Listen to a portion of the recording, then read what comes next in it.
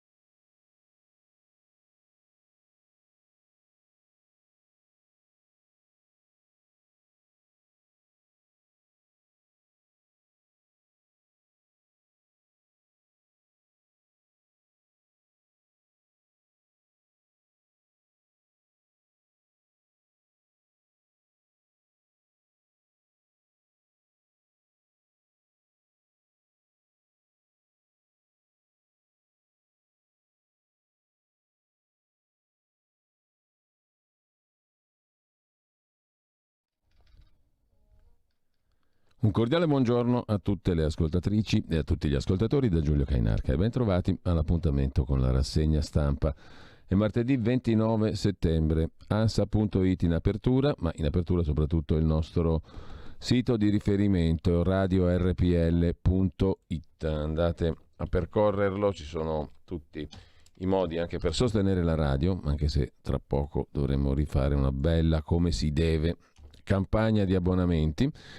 Non ridete, il sito di riferimento, dicevo, è radiorpl.it, dove trovate anche il modo di ascoltarci. Ci potete ascoltare tramite il DAB Plus, la radio digitale, il canale 740 740 della TV digitale terrestre, smartphone e tablet scaricando l'app di RPL La Tua Radio per Android e iOS, oppure sul desktop sul sito appunto radiorpl.it, smart speaker Amazon Alexa installando la skill per Alexa di RPL La Tua Radio, sull'auto Android Auto e Apple CarPlay scaricando la app di RPL La Tua Radio e collegando lo smartphone al sistema Android o Apple CarPlay, YouTube e Facebook, la diretta nella quale possiamo anche trasmettervi le pagine dei quotidiani che andiamo leggendo o delle agenzie di stampa come l'Ansa.it, che apre appunto la sua prima pagina con il Covid, positivi sopra quota 50.000, mai così da 4 mesi. Nelle ultime 24 ore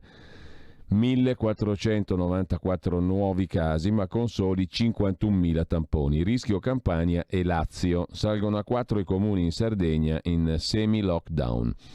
La cronaca nera, fidanzati uccisi a Lecce, fermato uno studente 21enne per un periodo, è stato coinquilino delle vittime, e la politica, scontro col Movimento 5 Stelle sulla scuola, ma il PD rallenta sul MES, sul Fondo Salva Stati, il PD spinge sul Recovery Fund, Conte dice non siamo in ritardo.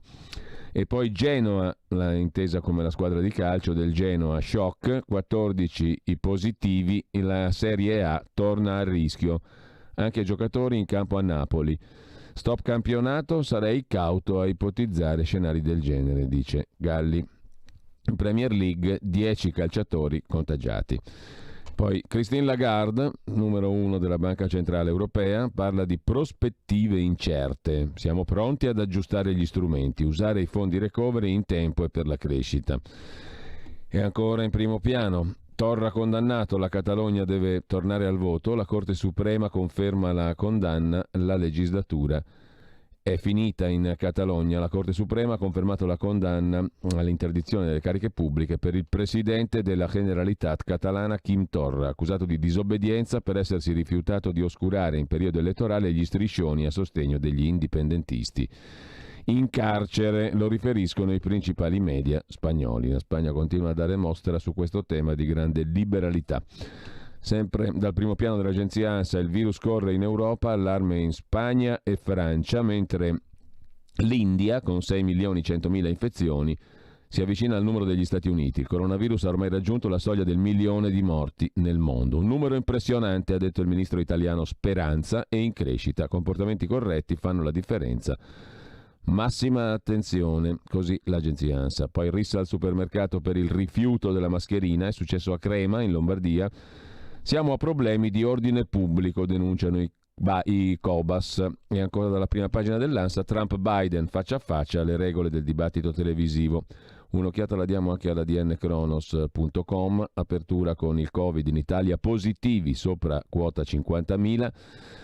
Campania e Lazio a rischio. E poi ancora terrorismo, arrestata Alice Brignoli, scrive l'agenzia DN Cronos in prima pagina. I carabinieri stanno procedendo anzi all'arresto stamani di Alice Brignoli, cittadina italiana, indagata per il delitto di associazione con finalità di terrorismo internazionale, localizzata in Siria dal personale del ROS dei carabinieri, che è riuscito in quello stato anche a rintracciare i figli minori della donna e rimpatriare l'intera famiglia in Italia. Le indagini hanno accertato che nel 2015 Brignoli col marito Mohamed Koraici, cittadino italiano di origine marocchina, e i loro 3 figli minori si erano allontanati dall'Italia per raggiungere territori occupati dall'autoproclamato Stato Islamico, dove Koraici ha preso parte alle operazioni militari del califfato, mentre la moglie, Alice Brignoli, ha ricoperto un ruolo attivo nell'istruzione dei figli alla causa del jihad.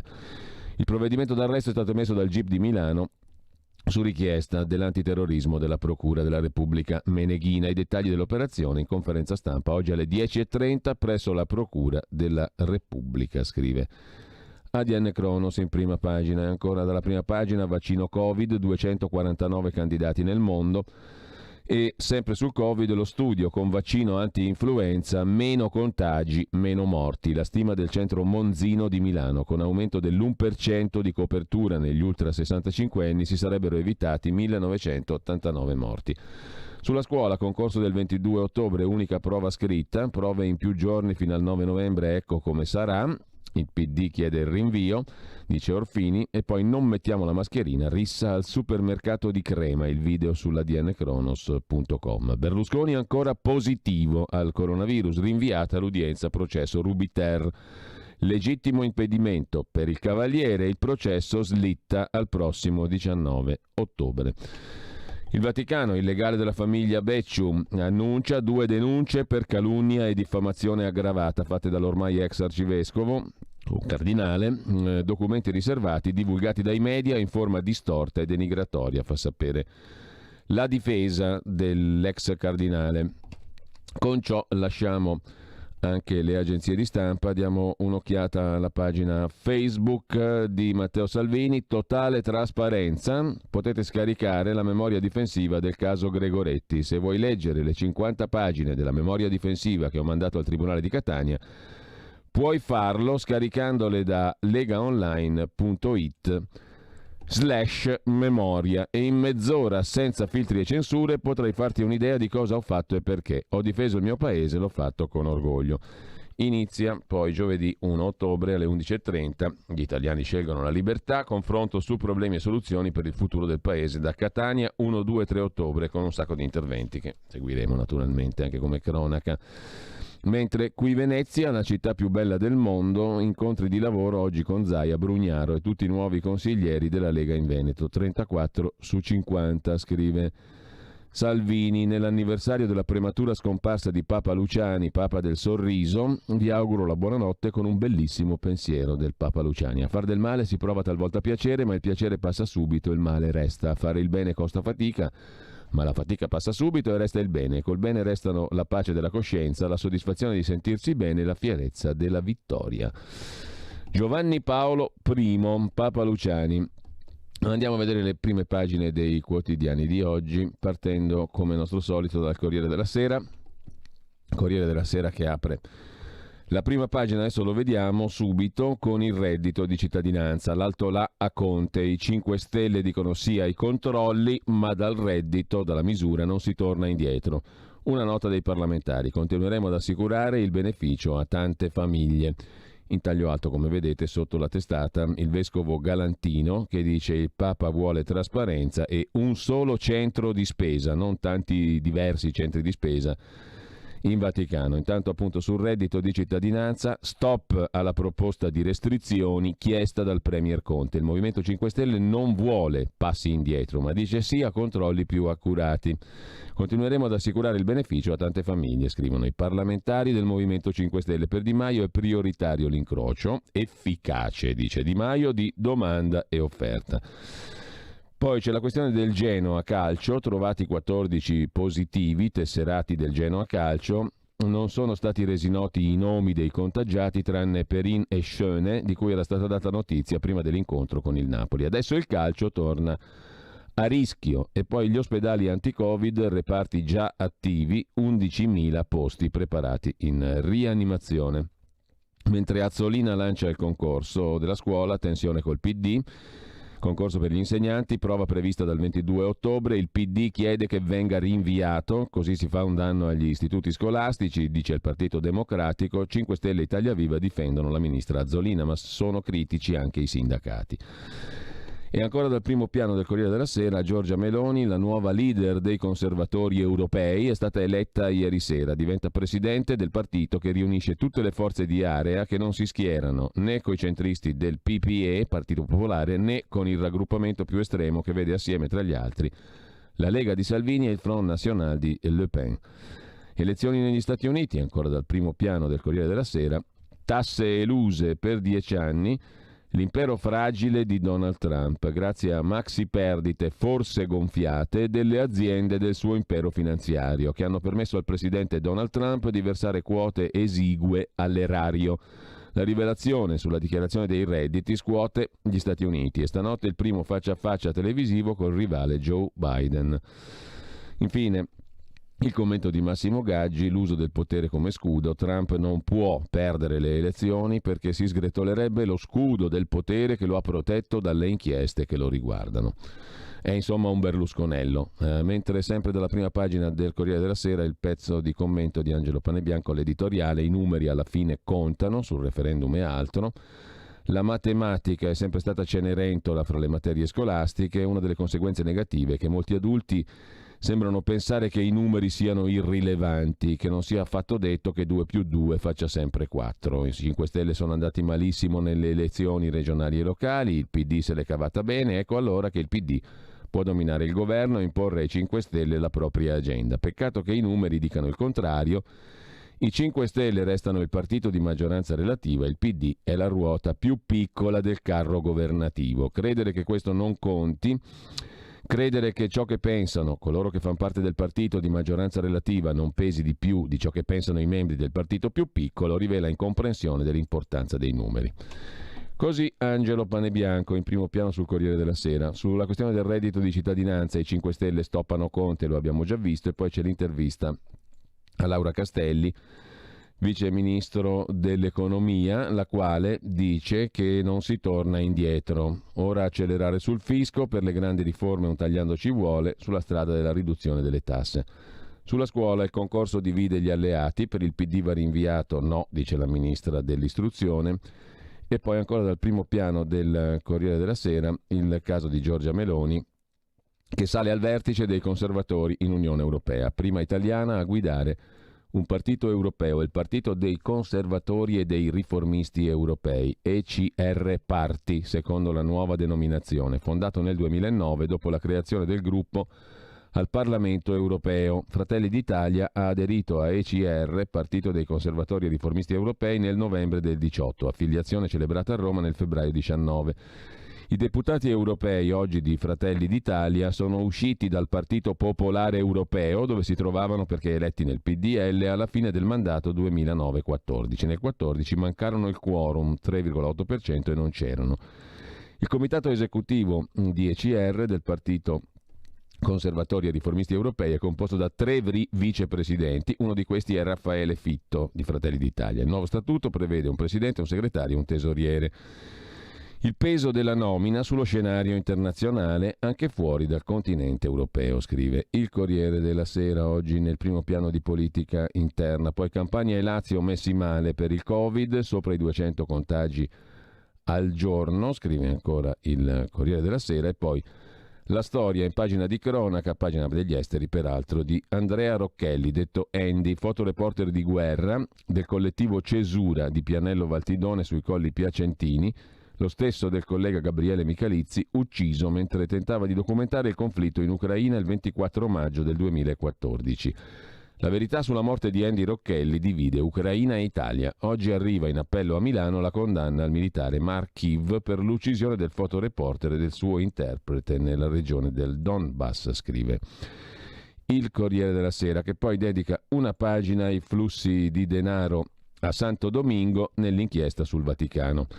I verbali di Milanese, sentito come testimone Giuseppe Milanese, presidente della cooperativa sanitaria OSA e amico di Papa Francesco. Più di un anno di donazioni al Papa, tanto valgono le commissioni pagate a una manciata di professionisti, banchieri e intermediari che hanno avuto un ruolo nelle operazioni della Segreteria di Stato del Vaticano. Secondo una stima si arriva a circa 70 milioni di euro spesi in consulenze di questo tipo negli ultimi anni, a condizioni molto onerose fuori mercato. È uno dei vari rivoli che si stanno seguendo in Vaticano per ricostruire i flussi di denaro e le relazioni con professionisti e intermediari negli ultimi anni.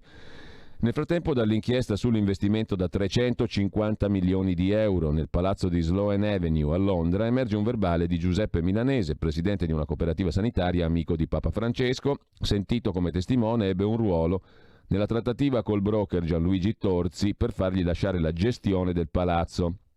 Milanese riferisce di un incontro con Torzi e alcuni emissari. Mi raccontarono dei costi sostenuti, delle spese di registro, delle spese delle società lussemburghesi, delle due diligence, dei soldi dati all'altro finanziere coinvolto Mincione, dei costi per eventuali mediatori, nonché degli ammanchi di cassa, a loro dire causati alle società lussemburghesi. Ho contestato loro la fondatezza di questi costi.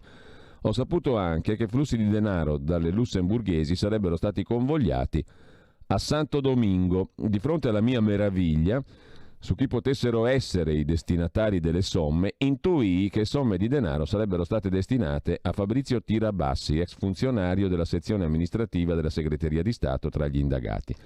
Riscontri a queste parole per ora non risultano, scrive il Corriere della Sera nella pagina dedicata al Vaticano. E dal Corriere della Sera abbiamo praticamente finito. Un'occhiata la diamo anche alla cronaca milanese lombarda, anche se c'è da segnalare principalmente la questione della cassa integrazione in ritardo di 5 mesi, abbandonati 160.000 artigiani. Una lettera appello al governo di CGIL, CISL e UIL. Ma andiamo a vedere l'apertura di Repubblica. Repubblica apre la sua prima pagina con il virus e i test rapidi per la scuola. Pronta l'ordinanza del Ministro della Salute, Speranza, per avviare subito i controlli e le quarantene negli istituti. Farmaci bocciati e promossi, e così dopo 8 mesi sono cambiati i protocolli di cura per i malati di Covid. Via libera all'utilizzo di test rapidi per il Covid nelle scuole. Pronta l'ordinanza del Ministro della Salute, Speranza, per portare negli istituti questi esami che oggi vengono fatti soprattutto negli aeroporti per sveltire le operazioni di ricerca del virus nelle classi. Mentre il Ministro degli Affari Europei Amendola dice che il blocco dei paesi di Visegrad può ritardare il Recovery Fund, i fondi sono minacciati dai veti incrociati dei paesi soliti, quelli orrendi del gruppo Visegrad, Ungheria e compagnia bella. Berlino trovi una mediazione, scrive. Auspica anzi il Ministro degli Affari Europei Amendola. Mentre lasciando la prima pagina di Repubblica va segnalato un paginone dedicato ai farmaci contro il Covid-19, bocciati e promossi, le armi antivirus, non si usa più la clorochina, sì all'antivirale Remdesivir. Scorte sufficienti, ma con più malati si andrà in difficoltà. Sono 1804 gli studi nel mondo. Si lavora sugli anticorpi monoclonali e sui farmaci che ripristinano le funzioni della proteina interferone 1. E ancora dalla Repubblica, pagina di politica interna, Berlusconi riapre al dialogo col governo Conte. Siamo sempre pronti a dare una mano, dice Berlusconi, che risponde all'offerta avanzata dal PD Franceschini. Salvini commenta: chiediamo da 3 mesi di essere ascoltati. E anche Forza Italia e Fratelli d'Italia in piazza a Catania per il processo al leader della Lega Salvini. Poi c'è una storia raccontata dalla Basilicata, da Giuliano Foschini su Repubblica, la banda dell'aspettativa, poliziotti candidati alle elezioni soltanto per avere permessi.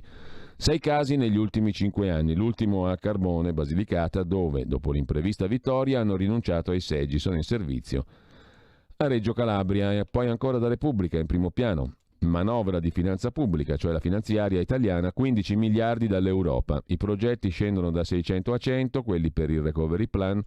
Domani il Consiglio dei Ministri sul documento di economia e finanza, il MEF.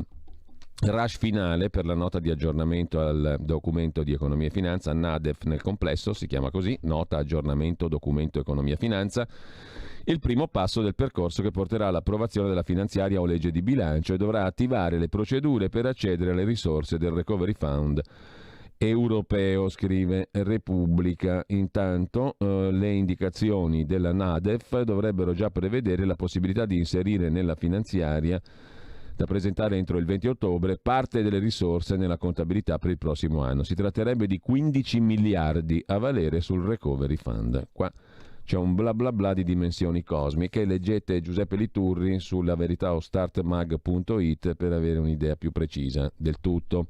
Anche oggi c'è un articolo sulla Verità e lo vedremo. Intanto, per quanto concerne il Vaticano, anche la Procura della Repubblica di Roma indaga sui finanzieri in affari con l'ex cardinale Becciu. Il fascicolo aperto dopo la rogatoria per l'acquisto del Palazzo di Londra. Da Mincione a Torzi, i pubblici ministeri sono sulle tracce di reati commessi in territorio italiano. La corsa a investire i soldi dell'obolo di San Pietro affidandosi a broker dal passato turbolento, remunerati con commissioni milionarie.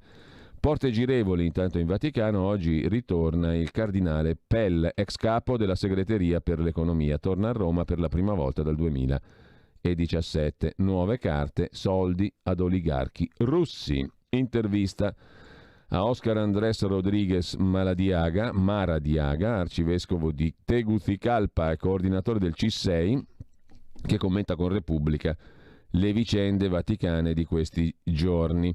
Il Papa è stanco dei tesoretti, voleva da anni la riforma delle finanze. Mi dispiace per le vicende di questi giorni, ma è positivo che il progetto che Francesco aveva in mente abbia avuto un'accelerazione, dice il cardinale Maradiaga. Per la pagina degli esteri, poi, l'inchiesta del New York Times su Donald Trump, evasore indebitato e assediato dal fisco. Alla vigilia del duello in TV, Trump all'angolo. Per 11 anni non ha pagato le tasse, per 2 ha versato soltanto $750. Ma si difende, dice Trump, ho un deficit piccolo comparato al valore dei miei asset. Ho pagato, ho diritto ai crediti. Nel 93 il leader democratico Clinton pagò $62.000 di imposte, Bush 250.000, Barack Obama 1.800.000 nel 2009. Un bel casino, anzi 3 con l'accento, scrive Anna Lombardi da Cleveland, Ohio, perché furono proprio gli hotel dove si giocava d'azzardo, acquistati da Donald Trump negli anni '80, mai decollati, a far scricchiolare per primi la fortuna ereditata dal padre. Trump perse fra l'85 e il 94 915 e rotti milioni di dollari. Quanto bastava, lo scrisse il New York Times un anno fa, ad evitare di pagare le tasse per decenni. Alla vigilia del primo dibattito presidenziale, il New York Times conferma i suoi sospetti dopo aver messo le mani sulla dichiarazione dei redditi 99-2017 che Trump rifiutava finora di mostrare. Il presidente non ha pagato tasse federali per 11 dei 18 anni presi in esame. Ha usato metodi disinvolti per aggirare il fisco e la sua fortuna, che una settimana fa la rivista Forbes ha stimato a $2,5 miliardi di dollari, è illusoria. Trump è pieno di debiti e in guerra con l'Agenzia delle Entrate e dipende da affari fatti con governi stranieri e aziende in conflitto di interessi con la sua carica. Il commento di Federico Rampini: Donald fiuta il pericolo, ora vacilla il mito del magnate. In gioco la sua credibilità e l'immagine di businessman di successo. In 11 degli ultimi 18 anni Trump non ha pagato tasse. Nel 2016-17 se l'è cavata con $750 per l'intero anno. Lo scoop sulle tasse del presidente esce sul sito del New York Times. Fake news, dice Trump. La campagna elettorale negli ultimi 33 giorni può subire una svolta? Il dossier del New York Times è dettagliato a fonti autorevoli, tra queste probabilmente la magistratura e l'Internal Revenue Service, l'Agenzia federale delle entrate, dove procede un'indagine fiscale il cui esito potrebbe essere rovinoso per le finanze di Trump. Il contenzioso può costargli 100 milioni. Trump per anni ha pagato tasse consistenti, che si è poi fatto restituire integralmente con varie giustificazioni. Su quei maxi rimborsi sono in corso accertamenti. Ma saranno gli elettori a pronunciarsi prima che l'avvertenza col fisco arrivi a conclusione. È l'impatto sul voto la questione più immediata. Le carte del New York Times, scrive Rampini, fanno luce su un mistero. Lo stesso quotidiano aveva già scoperto possibili frodi nel modo in cui Trump aveva impoverito altri familiari appropriandosi dell'eredità paterna, ma è una vicenda remota nel tempo. Durante la campagna 2016 democratici e media tentarono di inchiodare Trump, sottolineando che lui è il primo candidato dai tempi di Nixon a rifiutarsi di pubblicare dichiarazioni dei redditi. Nel 16 i sospetti puntavano in due direzioni: o Trump voleva nascondere di pagare poco o nulla al fisco, oppure di essere sull'orlo del fallimento, o infine un combinato di tutte e due. Le carte del New York Times sembrano avallare la terza ipotesi, cioè un combinato di tutte e due: nascondere di pagare poco o nulla e essere sull'orlo del fallimento. Dietro i maxi rimborsi richiesti e ottenuti dal fisco ci sarebbe una situazione debitoria molto pesante, al limite della sostenibilità. 420 milioni di debiti in scadenza. Già 4 anni fa circolava l'idea, scrive Federico Rampini, che Trump avesse lanciato la propria candidatura per salvarsi da una situazione finanziaria fragile, per rilanciare il proprio marchio e per creare magari un network televisivo. Ieri Trump ha affidato a una raffica di tweet le sue reazioni. I media delle fake news, come nel 2016, tirano fuori le mie tasse e le assurdità con informazioni ottenute illecitamente. È malevole, ho pagato milioni di dollari di tasse, ma avevo diritto come tutti agli ammortamenti e crediti di imposta. Se guardate i miei attivi sono estremamente poco indebitato. Molte di queste informazioni sono già note, ma ho detto da tempo che posso divulgare i miei rapporti finanziari con gli attivi e i debiti e le proprietà. È un documento straordinario, dimostra anche che sono l'unico presidente ad aver rinunciato allo stipendio annuo di $400.000. Il fatto che Trump sia intervenuto a smentire, per poi tornarci l'indomani, conferma che prende sul serio le rivelazioni. In gioco un elemento chiave della sua credibilità. Lui si è sempre presentato agli elettori come un brillante imprenditore. L'immagine non regge se è sommerso dai debiti e incassa rimborsi di imposte fino ad azzerare ogni tributo. Perché credere che sarà capace di guarire l'America dalla recessione? L'unico terreno sul quale ancora riscuote una leggera maggioranza di consensi è proprio il governo dell'economia. La tempistica, scrive ancora Federico Rampini su Repubblica, preoccupa Trump perché ricorda la fuga di notizie di Wikileaks sulle mail di Hillary 4 anni fa. Uno scandalo così vicino al voto può influire su frazioni di elettori indecisi. L'ago della bilancia. Inoltre lo scoop ha tolto a Trump l'iniziativa. Il presidente detta l'agenda dei media. Gli altri sono costretti a inseguire i temi che sceglie lui. Questa doveva essere la settimana centrata sul duello televisivo, in cui lui presume di giganteggiare. Lui voleva anche preparare il terreno per le audizioni della sua candidata alla Corte Suprema, Amy Barrett, giovane cattolica conservatrice. Il Partito Democratico ha realizzato uno spot in cui paragona l'assegno da $750 tassa annua pagata dal presidente al carico fiscale che grava sull'americano medio, operaio middle class. E Biden dovrebbe tornare sull'argomento. Nancy Pelosi, conclude Rampini, presidente della Camera, ha detto che un presidente indebitato fino al collo e esposto verso banche straniere è un problema per la sicurezza nazionale in quanto ricattabile.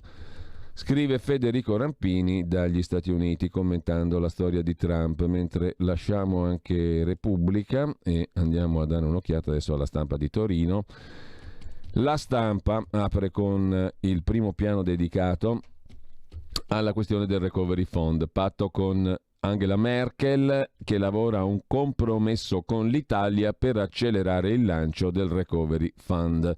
Oggi il ministro Amendola volerà a Berlino per l'accordo sul bilancio, un passo decisivo per sbloccare i contributi a fondo perduto, scrive la Stampa nel sommario di prima pagina. Il ministro della Salute Speranza presenterà stamani un piano integrato su territorio, ospedali, ricerca, sostegno alla filiera industriale legata alla sanità, Un piano costruito attorno alla premessa del rafforzamento dell'assistenza domiciliare. Sul versante virus l'Italia spinge per la quarantena in Europa, scrive La Stampa in prima pagina, mentre lo smart working non è la soluzione, scrive Alberto Bombassei, fondatore dell'impresa Brembo e già senatore con il gruppo di Mario Monti e poi nel gruppo misto. La gestione del lavoro dopo il lockdown. Lo smart working non è la soluzione di tutto.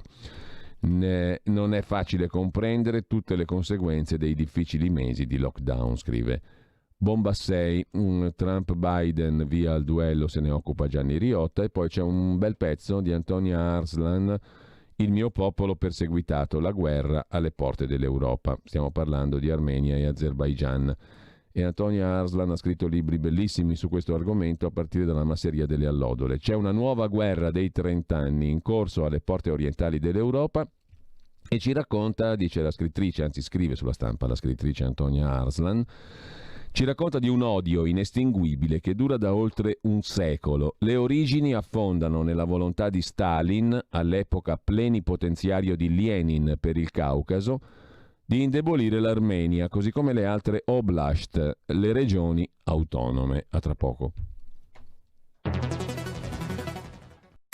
Il futuro appartiene a chi fa squadra. Le radio italiane si uniscono per giocare la partita da protagoniste. Nasce l'app Radio Player Italia. 140 stazioni in una sola rete. Scegli la tua preferita e ascolta il suono perfetto del digitale. Gratis, senza registrazione. Senza interruzioni. Compatibile con tutti i device. Le notizie, la compagnia. La musica, scelta da chi la ama, la conosce e la vive. Scarica Radio Player Italia. Il futuro batte con la radio nel cuore. Anche RPL è disponibile su Radio Player Italia.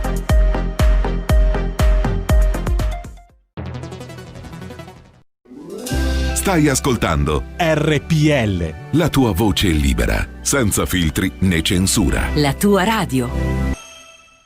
Allora, le origini del problema Armenia e Azerbaigian affondano nella volontà di Stalin di indebolire l'Armenia e le altre regioni autonome.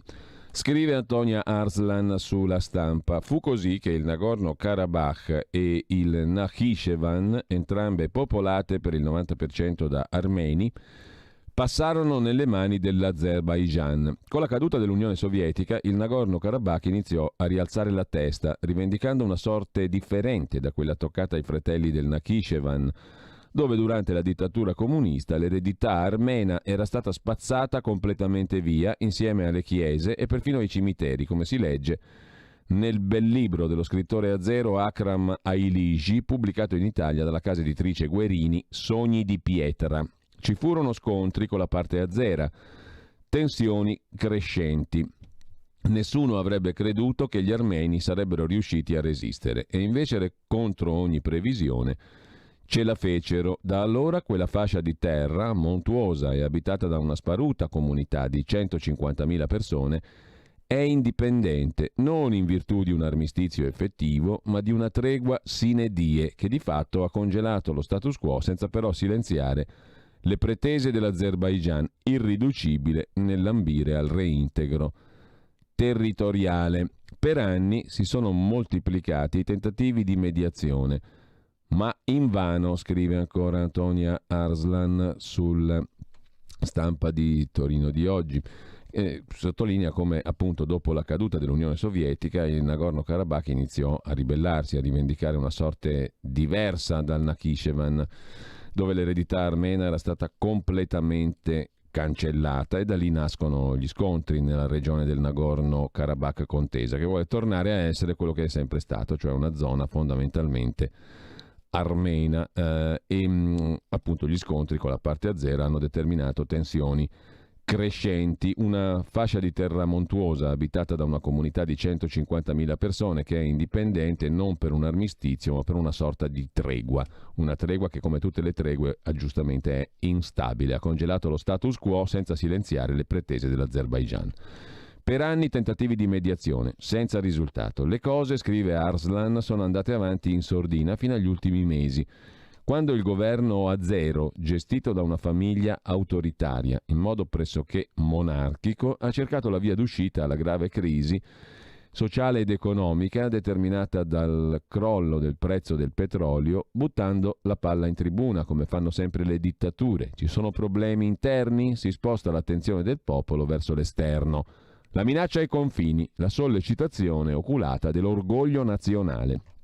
Le operazioni sono cominciate nel 2016, piccole scaramucce, provocazioni. Un mese fa uno sconfinamento in Armenia, successivamente vere e proprie manovre militari congiunte turco-azere in Nakhichevan, movimenti di truppe che erano evidentemente un avvertimento, un'esibizione muscolare in prospettiva di quanto sarebbe avvenuto e sta avvenendo nel territorio piccolo ma simbolico del Nagorno-Karabakh. Sullo sfondo di questo conflitto locale va inserito un secondo elemento, tutt'altro che irrilevante, l'ambizione neo-ottomana di Erdogan, che sfruttando l'affinità etnico-culturale tra turchi e azeri ha visto la possibilità di espandere ulteriormente la sua influenza geopolitica. E qui siamo. Sarebbe bello, conclude Antonia Arslan, sentire la voce dell'Europa in questa vicenda. Temo però che anche stavolta prevarrà la timidezza. Chi nel vecchio continente ha voglia di morire per il Nagorno-Karabakh? Nessuno volle morire per Danzica nel 1939, figuriamoci oggi per Stepanakert. E allora, la capitale del Nagorno-Karabakh, e allora ci guardiamo allo specchio. Noi armeni siamo soli. In questo momento l'unica potenza che realmente si contrappone alla Turchia è la Russia, e così, pur sperando col cuore nell'aiuto di Bruxelles, sappiamo con la testa di poter contare al massimo sull'aiuto di Putin, scrive Antonia Arslan sulla Stampa di oggi. E sempre sulla Stampa di oggi andiamo a vedere anche gli altri titoli. In primo piano i ragazzi fragili, prigionieri di comunità in Piemonte. Sono letteralmente atterrito, scrive Gianluca Nicoletti. Il titolo del pezzo è Una discarica di esseri umani. Per quello che ho visto in TV, oltre la fitta rete della palazzina della comunità terapeutica che si trova a Rocchetta Belbo, nel Cuneese. Di che cosa si tratta? Andiamo a vederlo subito a pagina 19 della Stampa di oggi. Un pezzo, quello di Gianluca Nicoletti, che fa riflettere. Adesso ci arriviamo. Eccoci qua, chiedo scusa. Sbarre alle finestre e cure che causano tremori, il mistero della comunità per minori chiusa dalla SL a Rocchetta Belbo nel Cuneese. Un padre aveva sporto denuncia. Sono sconvolto, mio figlio sembra l'ombra di se stesso. Dopo un sopralluogo, autorizzazioni revocate. La struttura smentisce le accuse. Una brutta storia comunque, scrive Alessandro Mondo da Torino sulla Stampa. La storia di un padre che fa denuncia ai carabinieri di Chivasso, sconvolto dalle condizioni in cui trova il figlio trattenuto in comunità per minori con disturbi comportamentali. Un sopralluogo della commissione di vigilanza SL che termina con la revoca dell'autorizzazione alla medesima comunità, la quale smentisce ogni addebito. La struttura si chiama Daphne a Rocchetta Belbo, Cuneo, e rimanda alla società Sereni Orizzonti di Udine. Là, con altri 8 minori, 4 dei quali piemontesi, si trova il ragazzo da 5 mesi su disposizione del giudice, tutti insieme, minori con disturbi comportamentali e minori soggetti a provvedimenti d'autorità giudiziaria, come peraltro avviene in comunità analoghe per minori e per adulti. Sorprendente, ma tant'è. Il padre chiede di incontrare il figlio, lo vede e stenta a riconoscerlo. Trascurato, sguardo allucinato e fisso, tremori in tutto il corpo, difficoltà a parlare, l'ombra di se stesso. Chiama i carabinieri del luogo e gli dicono che non possono intervenire. Chiama il responsabile della comunità, lo incontra e costui gli illustra la terapia in fase di somministrazione, asserendo che il ragazzo non riesce a dormire. Quindi poche gocce per la notte su sua richiesta. Il padre non ci crede, porta il figlio a pranzo con le sorelle e con la nonna, si convincono che qualcosa non va. Lui fa dei video, pretende l'immediato allontanamento dalla comunità, sollecita visite di verifica sull'attuale salute fisica e mentale del giovane. È la stessa comunità che la settimana scorsa è stata oggetto di un sopralluogo da parte della commissione di vigilanza della SL, in parte composta da medici. Presente l'assessore regionale Chiara Caucino, politiche della famiglia e della casa. La verifica, che spazia dal controllo dei locali alla visione delle cartelle cliniche, termina con la revoca dell'autorizzazione all'esercizio dell'attività, il che comporta il complesso ricollocamento dei pazienti. Alcuni sono soggetti a provvedimenti di autorità giudiziaria, non possono essere rimandati alle rispettive famiglie. Il provvedimento sarebbe stato motivato dall'assenza di requisiti strutturali della comunità, tra gli altri l'eliminazione delle sbarre alle finestre per consentire l'evacuazione in caso di incendio. Difficile capire, conclude Alessandro Mondo sulla Stampa, se esiste un nesso equale tra la denuncia di un padre e la decisione della SL. L'avvocato che rappresenta la Sereni Orizzonti nega ogni addebito. Ci tuteleremo in tutte le sedi, dice, e nei confronti del padre, autore di una valutazione non ponderata, dice le condotte contestate non sono confermate, vengono seguite le terapie e le diagnosi decise dagli assistenti sociali. Presso la SL c'è la richiesta di ripristinare l'autorizzazione. Il commento appunto è di Gianluca Nicoletti a questa storiaccia, una discarica di esseri umani. Sono atterrito, scrive Nicoletti, per quel che ho visto in TV. La video incursione ha mostrato come in quel luogo vivessero, rinchiusi come un carcere, una decina di minori con problemi di vario tipo. Per beffa ai luoghi dell'oppressione spesso sono attribuiti riferimenti poetici. La ninfa Daphne prestava il suo nome a una realtà soffocante che assomiglia troppo all'incubo più ricorrente nelle ossessioni di ogni genitore di un figlio fragile. Ragazzini che si aggirano come detenuti all'ora d'aria per un cortile desolato, alcuni a piedi scalzi, altri in ciabatte, qualcuno steso per terra, e dalle sbarre alle finestre dei piani superiori escono braccia, quasi tutti fumano. Forse prima che ci arrivasse la TV nessuno si era fatto domande. Tra i vigneti che attraversano la collina avranno pensato che fosse normale che minori difficili stessero chiusi in un posto simile.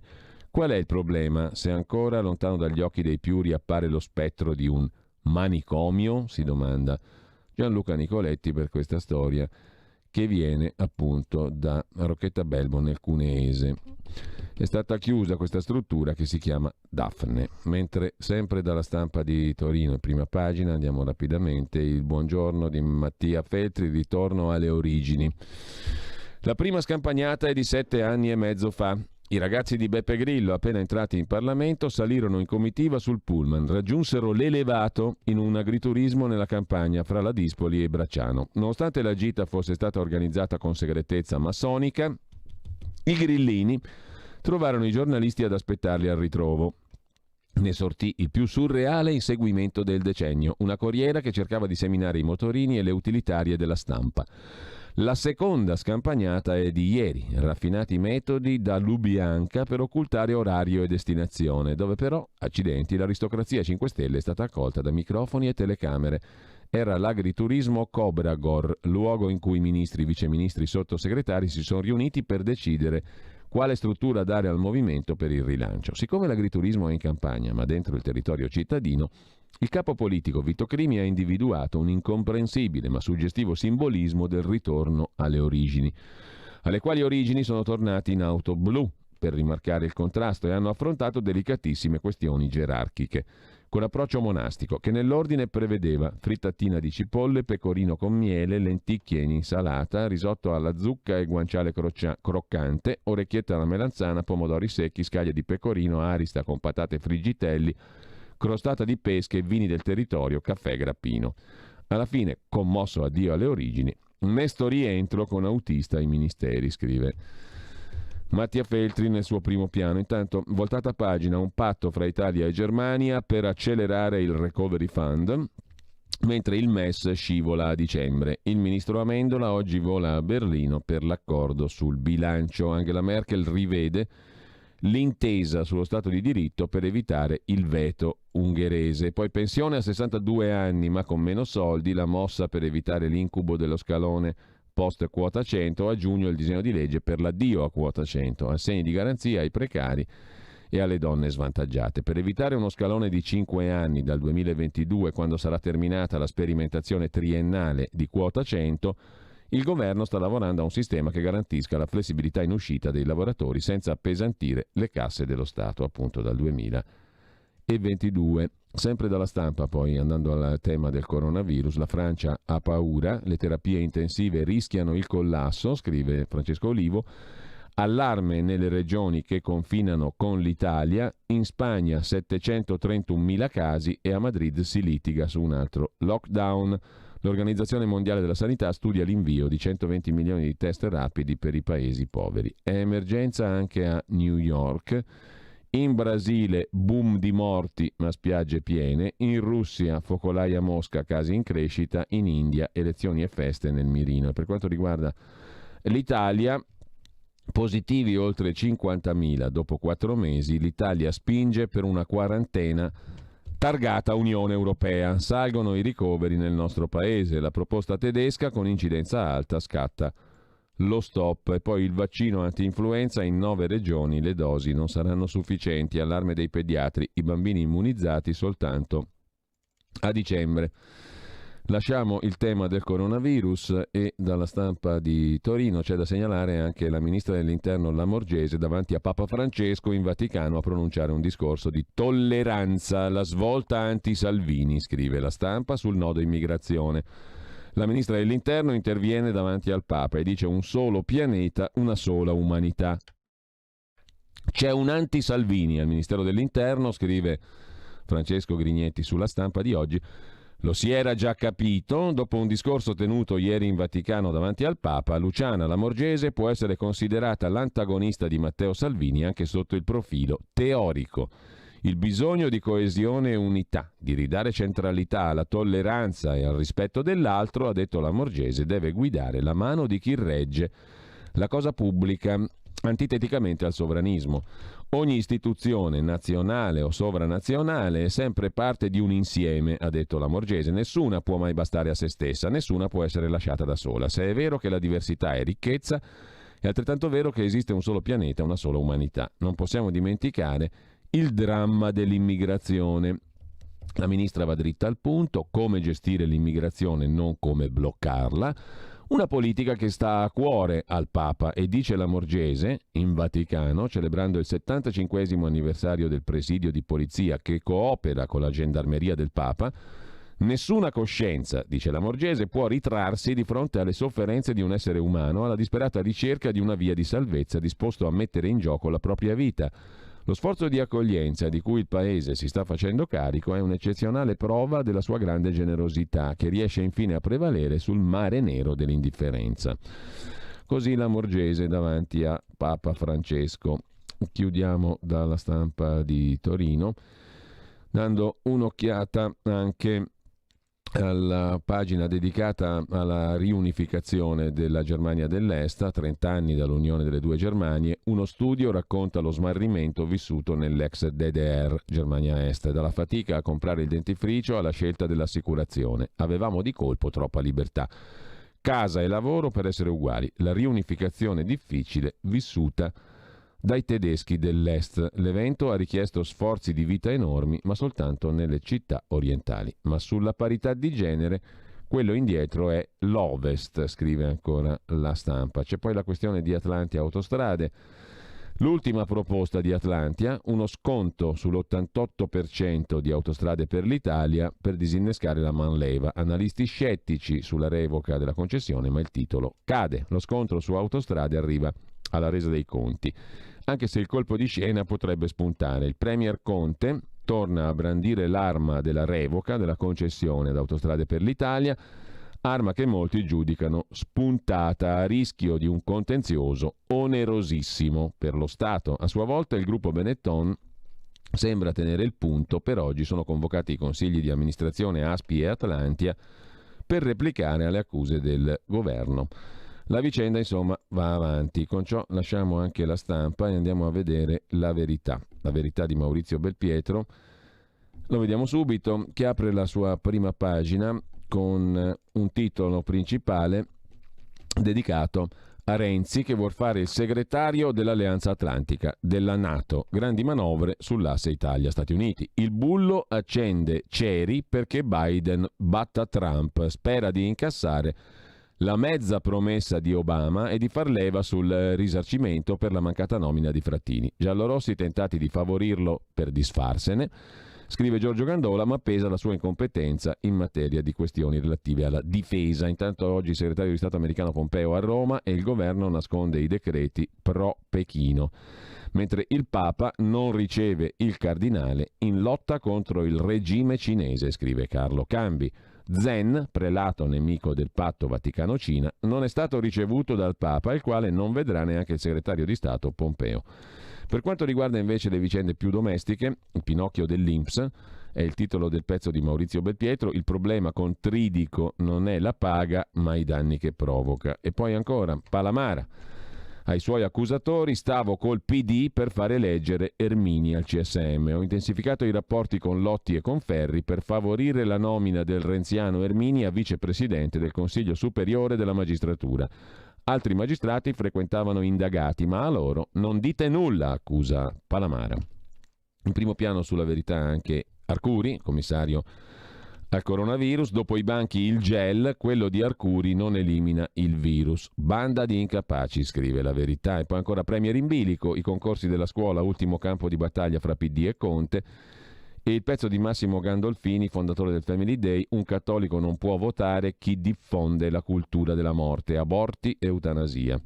A chiudere la prima pagina della Verità, 3 firme, quella di Francesco Borgonovo, i nostri intellettuali antifascisti che prosperano sul mito del fascismo, dalla Bergamasco a Scurati. 2 pagine dedica Borgonovo all'analisi di questi nuovi intellettuali eroi dell'antifascismo. Antonio Scurati ha scritto un altro libro su Mussolini, l'attrice Sonia Bergamasco. Si fanno ancora belli grazie a Mussolini. Dai romanzi di Scurati alla docu-fiction con la Bergamasco centrata su Margherita Sarfatti, la storica amante ebrea del Duce, e sua musa iniziale, a sinistra sfruttano l'interesse del pubblico per il ventennio. Anche Marcello Veneziani si occupa di questo tema. Alberto Moravia è il caso simbolo preso da Veneziani, dimenticato in nome del conformismo di cui lo stesso Moravia era maestro. Lo scrittore romano durante il ventennio approfittò di aiuti e protezioni, salvo poi diventare un sacerdote dell'ideologia rossa, quella che ora trascura il suo trentennale. Alberto Moravia aveva uno zio, gerarca e viceministro, che gli assicurò le coperture fasciste. Arrivò ad accusare Guareschi di scrivere su una rivista pornografica. Intanto un film riscopre il D'Annunzio, celebrato ma spiato dal regime. Esce a novembre Il cattivo poeta, con Castellitto nei panni di D'Annunzio. La pellicola, tratta da un libro dello storico Roberto Festo Razzi, racconta gli ultimi anni di vita dell'artista. Così la Verità. Ma sempre sulla Verità c'è da segnalare il pezzo di Antonello Piroso: perché detesto Fabio Fazio, il santino della sinistra. Lo odio, è un santino da salotto. Il presentatore Rai, scrive Piroso, è l'emblema del conformismo di convenienza e in un'intervista si finge martire per le polemiche sul suo stipendio, da capogiro, e dà la colpa al populismo. Meglio la De Filippi, lei non si ritiene superiore al suo pubblico. Nanni Moretti, davanti al conduttore che aveva esclamato "tu sei il mio mito", lo canzonò: lo dici a tutti quelli che vengono qui 6 volte a settimana. Lo showman parrebbe aver rifiutato un ingaggio a Mediaset, in realtà fu la rete a ritirare l'offerta. Mentre chiudiamo con Marcello Veneziani, ma questo l'abbiamo già visto. In primo piano però sulla Verità c'è da segnalare anche il pezzo di Claudio Antonelli: il governo si finge amico degli Stati Uniti ma nasconde i suoi decreti pro Pechino. Pompeo a Roma chiederà lumi sul 5G. Il governo dirà di voler usare tecnologie europee, sperando di celare i contratti con le cinesi Huawei e ZTE, pronti già da un anno. Quei documenti hanno l'ok del Comitato per il Golden Power, ma non sono in Gazzetta Ufficiale. Il capo del DIS, Servizi Segreti, vi ha fatto soltanto cenni fugaci nel report alle Camere. La scelta, caldeggiata dai pentastellati, è rischiosa. Se esistono altri provvedimenti filocinesi, o qualora dovessero arrivarne, Washington andrà su tutte le furie. E da noi, scrive appunto Giorgio Gandola, non lo vuole più nessuno, ma Renzi mira a fare il segretario dell'Alleanza Atlantica della NATO. Con Italia Viva al 3%, Renzi cerca rifugio in un incarico che non va da anni a un latino, ma gli serve che tornino i suoi beniamini alla Casa Bianca. Per questo il PD tifa per Sleepy Joe, per Biden. Se vince potrà togliersi di torno il bullo Renzi. E sempre dalla Verità, 2 pagine dedicate a San Pietro Società per Azioni. Becciu si scaglia contro Francesco e il pontefice rinforza la squadra. Denunciati i promotori di giustizia, il Papa replica nominandone un altro, Gianluca Perone, esperto di finanza. La pulizia è appena iniziata. In procura a Roma giace l'inchiesta sul Mater Olbia, voluto dall'ex cardinale appunto Becciu, il Mater Olbia, nel quale c'entrava pure il San Raffaele. In procura non si muove foglia, ma la storia del Mater Olbia aveva lasciato una lunga scia di critiche anche nella politica, perché la maggior parte dei finanziamenti per l'ospedale sono arrivati dalla Qatar Foundation dell'Emiro Al-Thani in una partnership con l'Ospedale Gemelli di Roma, sede della Facoltà di Medicina e Chirurgia dell'Università Cattolica del Sacro Cuore. Da mesi sui giornali corre voce che Al Thani voglia abbandonare la struttura, cioè il Qatar, anche perché è gravata da centinaia di milioni di debiti. Per rilevarla ci sarebbe già l'interesse del gruppo San Donato di Kamel Gribi. Tutti arabi, questi qua che gestiscono la sanità anche in Italia, mentre sempre dalla Verità le amicizie pericolose del prefetto spodestato nel continente nero. In Angola Becciu vantava rapporti con l'ex presidente Dos Santos attraverso il discusso imprenditore Moschito. Intanto, scrive Carlo Cambi, snobbato il porporato che resiste al dragone cinese, il prelato nemico del patto Vaticano-Cina, critico sulla nomina del vescovo Choi a Hong Kong, non è stato ricevuto dal pontefice nonostante 4 giorni di attesa. Questo sgarbo e la freddezza nei confronti del segretario statunitense Pompeo spianano la strada al rinnovo dell'intesa fra il Vaticano e la Cina. La Cina è Bergoglio, scrive Carlo Cambi. È una questione di marketing della fede, di soldi e di posizionamento della Chiesa, e Francesco ormai ha scelto di avere come nuovo orizzonte l'Oriente. È talmente vero che mentre viene messo a tacere Angelo Becciu, che è stato l'ombra di Francesco e di Parolin, cardinale segretario di Stato, vero artefice dei nuovi rapporti con la Cina, Bergoglio si rifiuta di ricevere il segretario di Stato americano Pompeo, ma anche l'anziano cardinale Joseph Zen, 88 anni, venuto da Hong Kong a supplicare il Papa di non piegarsi al regime comunista, ma Bergoglio non lo ha ricevuto, nonostante un'anticamera di 4 giorni del prelato asiatico. Hong Kong resta un fastidio per Francesco, che predica di profughi e di mondo nuovo, scrive Cambi, ma alla richiesta di democrazia dei cinesi di Hong Kong non sembra prestare attenzione. Con questo lasciamo anche il capitolo dedicato dalla Verità al Vaticano e alla Cina per segnalare il pezzo, ottimo come al solito, di Giuseppe Liturri sul MES, il Fondo Salva Stati, anticamera per l'arrivo della Troika e delle misure correttive, ma la sinistra mente. Il PD preme, eppure 17 paesi hanno chiesto i soldi del Fondo SURE, nessuno quelli del meccanismo di stabilità. Perché? Perché non conviene. L'avanzata del fronte favorevole al MES è impetuosa, e se i soldati semplici, Zingaretti o Bonaccini, fanno posto agli alti ufficiali con le stellette e la greca, in persona del commissario europeo Gentiloni e del governatore di Banca Italia Ignazio Visco, significa che la lettera di richiesta del MES è ormai sul tavolo del ministro Roberto Gualtieri, con l'essenziale differenza che il governatore Visco entra in una disputa che per il prestigio e l'indipendenza dell'istituzione che guida avrebbe fatto meglio ad evitare, come ha fatto il suo omologo olandese Klaas Knot. Ieri Gentiloni ha sostenuto che il lavoro fatto a Bruxelles sul MES è stato togliere le condizionalità, come se ci saremmo attesi avesse detto Visco, che spetta ai singoli governi decidere se ricorrere o meno alla linea di credito antipandemica del MES, e ha concluso che certamente l'Italia è tra i paesi che possono avere un vantaggio maggiore rispetto ad altri, visti i tassi di interesse, ha detto Gentiloni. Il giorno prima il governatore di Banca Italia Visco aveva dichiarato che dal punto di vista economico il MES dà solo vantaggi, la Troika non esiste.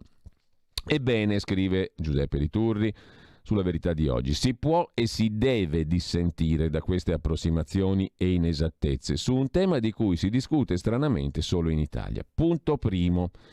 Il MES, puntualizza Liturri, e finanzia soltanto spese sanitarie direttamente o indirettamente connesse al Covid. Pertanto non c'è spazio per chi si illude di finanziare qualsiasi altro capitolo della spesa sanitaria in Italia. MES uguale spese per Covid. La dotazione annua del Fondo Sanitario Nazionale Italiano è di circa 116 miliardi.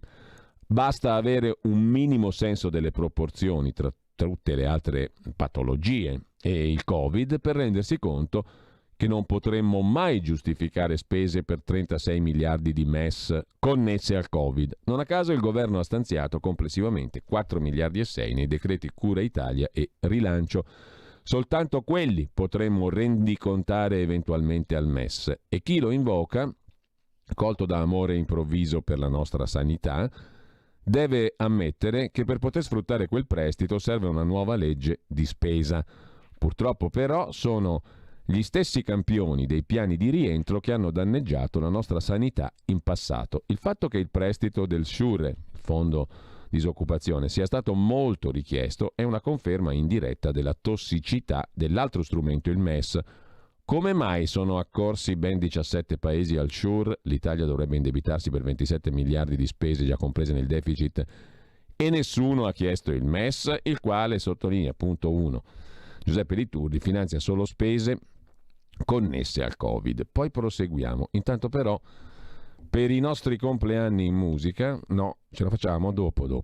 Prima la pausa e poi partiamo con il 29 settembre del 1654 a Padingbüttel, Bassa Sassonia, Germania. Hai sentito? Le radio italiane si mettono insieme per amore. Per amore della radio. Una grande storia meritava uno straordinario futuro. Nasce l'app Radio Player Italia. 140 stazioni in una sola rete. Scegli la tua preferita e ascolta il suono perfetto del digitale. Gratis, senza registrazione, senza interruzioni. Compatibile con tutti i device. Naviga, esplora e scopri l'universo dell'audio. Ti sorprenderà. Scarica Radio Player Italia. Il futuro batte con la radio nel cuore. Anche RPL è disponibile su Radio Player Italia.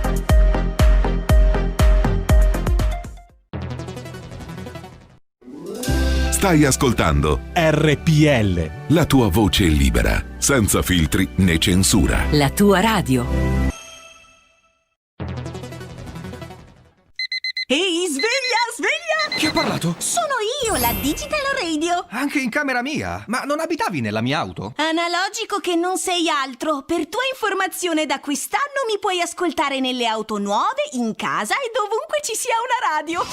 Eh sì, da quest'anno dove c'è radio c'è DAB. Ascolta le tue radio preferite con il suono perfetto della Digital Radio e scopri tanti contenuti extra. Sì, però svegliati, Dibidi dobidi dab. Anche RPL, la tua radio, è in Digital Radio. Porta con te ovunque RPL, la tua radio. Scarica l'applicazione per smartphone o tablet dal tuo store o dal sito radiorpl.it. Cosa aspetti? Ed ora che tempo farà? Le previsioni meteo. A tutti una buona giornata, vediamo dapprima la situazione. L'anticiclone atlantico si estende oggi e domani sul Mediterraneo occidentale e sull'Italia settentrionale con bel tempo autunnale, anche se passaggi nuvolosi interessano marginalmente la regione alpina. Da giovedì un vortice depressionario si posizionerà però sulla Francia, con tempo che diventerà perturbato fino a sabato. Correnti meridionali accentueranno le piogge per sbarramento lungo le prealpi. In questo quadro le previsioni: per oggi abbastanza soleggiato con alcuni passaggi nuvolosi, asciutto, fresco all'alba con rugiada, più mite in giornata, le temperature massime attorno ai 20 gradi. La giornata di domani mercoledì ancora piuttosto soleggiata con qualche nuvola di passaggio al mattino, soprattutto sulla Lombardia orientale e sul Veneto. Asciutto, le temperature massime saranno in ulteriore lieve rialzo, comprese tra 21 e 23 gradi. Qualche banco nuvoloso si formerà poi in serata sulla pianura. Per quanto riguarda giovedì, in parte soleggiato con nuvolosità variabile in aumento sul Piemonte e sulla Lombardia occidentale, dove in serata si verificheranno già le prime piogge che poi proseguiranno nel corso della notte. Temperature massime tra 18 e 21 gradi. La giornata di venerdì, e siamo alla tendenza, sarà una giornata grigia con piogge soprattutto lungo i rilievi, localmente intense in serata e nella notte. La neve sulle Alpi verso i 2500 metri di quota. Per sabato molto nuvoloso con piogge temporali, miglioramento però dal pomeriggio a partire dalla pianura padana. Con questo concludo, auguro a tutti una buona giornata. Avete ascoltato Che tempo farà? Le previsioni meteo. Da oggi la tua radio è ascoltabile anche con la televisione in digitale. Sul telecomando della televisione digitale o del tuo ricevitore digitale puoi scegliere se vedere la TV o ascoltare la radio. Risintonizza i canali radio e troverai anche RPL, canale 740. La tua radio. Un mondo oltre l'immaginazione. Un viaggio oltre ogni confine. Comincia l'avventura. Hai solo un'ora. Con Vincent. Movie Time. Ogni sabato dalle ore 16. La prossima volta che vai in vacanza, sia così gentile da farci sapere dove va. Se ti dicessi dove vado, non sarebbe una vacanza.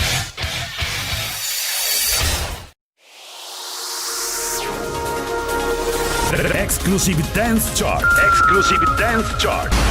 Ciao belli, sono Max Martinelli. Con la DJ Isabi vi aspetto su RPL per farvi fare tanti saltelli con la Exclusive Dance Chart, la classifica dance nazionale. Dalle 23 il sabato, se avete voglia di dance, vi aspetto su RPL con la Exclusive Dance Chart. Tanti saltelli con la B e il Martinelli su RPL. Exclusive Dance Chart. E rieccoci in onda e come al solito apriamo la finestra sul mezzogiorno, poi vi do conto anche di quello che segue naturalmente nel corso della mattinata dopo la rassegna stampa. Intanto appunto a mezzogiorno alle ore 12 il talk Alto Mare condotto da Sara Garino con un ospite molto importante e interessante. Dalle 12 alle 13 Sara Garino parlerà col professor Giordano Bruno Guerri, giornalista, editorialista, storico e saggista. Di che cosa, Sara? Buongiorno innanzitutto. Buongiorno Giulio e buongiorno a tutti gli ascoltatori. Un po' raffreddata stamattina. Direi di sì. Una voce leggermente baritonale. È la stagione che ci ha fregato tutti perché è arrivato il freddo all'improvviso. Comunque, dicevo, un ospite illustre, l'abbiamo sentito anche in passato, ma torna su RPL anche il professor Giordano Bruno Guerri. Di cosa parlerete, Sara? Faremo un excursus a 360 gradi su quelli che sono i temi di più stringente attualità, con un occhio chiaramente ben piantato nel presente e uno proiettato, lasciami utilizzare questo termine, nel passato, perché come spesso dice il professore Guerri, una corretta, una completa, una doviziosa comprensione del presente passa attraverso un'analisi altrettanto doviziosa e completa del passato, specie quello recente, quello del Novecento di cui il professor Guerri è un grande esperto. Ecco, chissà cosa ne pensa il professor Guerri di Antonio Scurati, dei suoi 2 libri su Mussolini. Oggi sulla Verità, stavamo citando prima in rassegna stampa, ci sono 2 pagine in cui Francesco Borgonovo, peraltro titolare di una nuova rubrica qui a RPL, è partita ieri, ritorna venerdì mattina alle 9.30, Piccola Patria, i subalterni, il titolo della rubrica. Borgonovo, dicevo, stamani si occupa proprio di questo, del revival degli studi e dei libri dedicati al fascismo. Vabbè, uno storico come Giordano Bruno Guerri, lo sappiamo, ha scritto libri importanti anche sull'epoca fascista. Una curiosità. Comunque, un ulteriore motivo di interesse per il tuo talk di oggi, per Alto Mare alle ore 12. Avremo modo di solleticare il professor Guerri su più spunti. Benissimo, grazie a Sara Garino. Allora, grazie a più tardi. a te Giulio, buon lavoro. E che la voce sia con te. Buona giornata. E che ti sostenga sempre. Esatto, grazie a Sara Garino, appuntamento alle 12. Grazie Giulio, buon lavoro. Intanto, a proposito invece di cose interessanti, ve le cito un po' così, ma dalle 18.30 alle 19.30 oggi su RPL vi consiglio la rubrica curata dal sempre ottimo Stefano Graziosi, Comeback. Si parlerà della nuova nomina di Trump alla Corte Suprema, un argomento di cui si parla in questi giorni, e Stefano Graziosi cercherà di analizzare il funzionamento di questo supremo organo giudiziario americano, i precedenti storici, le filosofie giuridiche in competizione e il dibattito politico attuale. Si vedrà per quale ragione Trump, secondo Graziosi, non solo ha il diritto, ma anche il dovere di procedere a una nomina prima delle presidenziali di novembre. Ma alle 9.30, torniamo indietro nel tempo, alle 9.30 abbiamo con noi, come tutti i martedì, tranne quello scorso post-elettorale, il professor Ugo Volli per Mordi Media, la rubrica che analizzerà il tema dell'interventismo dei giornali nella valutazione dei risultati elettorali e nei temi politici generali. Poi abbiamo alle ore come tutti i giorni alle ore 10.35 la rubrica Zoom di Antonino Danna, che oggi si occuperà di politica interna con una firma molto pungente, Martino Loiacono, analista di politica interna su Italia Oggi e su altre testate, Atlantico Quotidiano su tutte, Che autunno attende la politica italiana e la traballante maggioranza di governo, mentre l'opposizione come continuerà a muoversi in attesa di un futuro che sembra fissato almeno al gennaio del 22, quando si eleggerà il successore di Sergio Mattarella?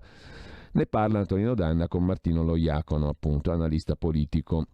E intanto c'è da segnalare anche, dopo Antonino Danna, alle ore 12 il talk con Giordano Bruno Guerri, ma c'è anche un appuntamento con Potere al Popolo, da non perdere, per la serie Piccoli Salvini e Piccoli Zaia crescono, l'intervista ad Attilio Pierro, primo leghista salernitano in Consiglio regionale campano con 4.500 voti, e il riconfermatissimo sindaco più giovane d'Italia, lo era quando è stato eletto a 20 anni, Tommaso Fiazza, giovanissimo sindaco di Fontevivo in quel di Parma, in Potere al Popolo. Dalle ore 13 abbiamo detto della mattinata e adesso sentiamo un po' di musica.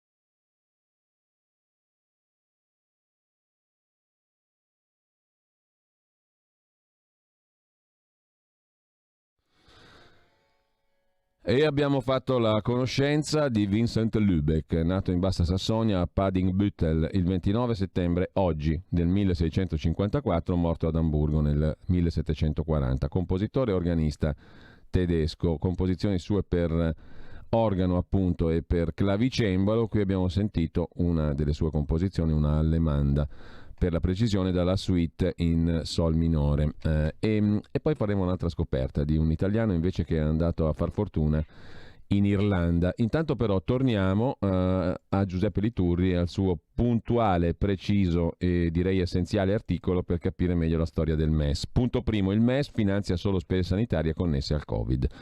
36 miliardi? Come facciamo a giustificare una spesa di questo tipo solo per il Covid? Non a caso il governo ha stanziato a questo proposito cifre molto inferiori. Secondo punto: il prestito del MES sarà erogato in quote mensili non superiori al 15% del totale. Quindi, nella migliore delle ipotesi, ci vorranno almeno 7 mesi per ricevere l'intera somma. Punto terzo: il tema della convenienza economica per la presunta differenza tra il tasso del BTP a 10 anni e il tasso di interesse del MES. Il tasso del MES, o Fondo Salva Stati, dovrebbe essere intorno allo 0-0,1% ed è fondato su una sottrazione che, scrive Liturri, non ha senso perché paragona tassi di strumenti finanziari diversi per condizioni, durata e garanzie. Primo punto: non c'è omogeneità di condizioni, perché da una parte il MES prevede un vincolo di destinazione alle spese, come dicevamo, connesse al Covid-19. Inoltre prevede, cosa più grave, l'obbligatorio assoggettamento a misure di sorveglianza rafforzata fino alla completa erogazione del prestito e sorveglianza dopo il programma, fino al rimborso almeno del 75% del prestito. Punto secondo: non c'è omogeneità di garanzie. Il MES, per trattato istitutivo, è un creditore privilegiato, mentre tutti gli altri creditori dello Stato hanno pari trattamento. Cioè, se tu accedi ai fondi del MES, Fondo Salva Stati, il MES che te li eroga diventa creditore privilegiato, cioè va pagato per primo indietro. Gli altri, naturalmente, che devono sottoscrivere il tuo debito, pretenderanno interessi superiori, perché non sono più creditori privilegiati. Ce n'è uno che sta sopra gli altri, è il MES, che tu devi ripagare per primo. Sia Gentiloni che Gualtieri hanno glissato di fronte alla domanda per conoscere l'ipotetico tasso di un prestito assistito dallo status di creditore privilegiato. Sul mercato si fanno ipotesi di tasso allo 0,1% ed ecco quindi volatilizzati i presunti miliardi di risparmio. Perché se noi dovessimo decidere di farci fare credito da un altro creditore privilegiato, ci farebbe il tasso addirittura superiore, più conveniente rispetto al MES. Giusto? Questo è il punto. Sul mercato ci sono creditori che ti danno credito per cifre e per interessi molto più convenienti del MES. In alternativa, Gualtieri avrebbe il coraggio di chiedere il prestito al MES specificando che non si applica lo status di creditore privilegiato? Davvero improbabile.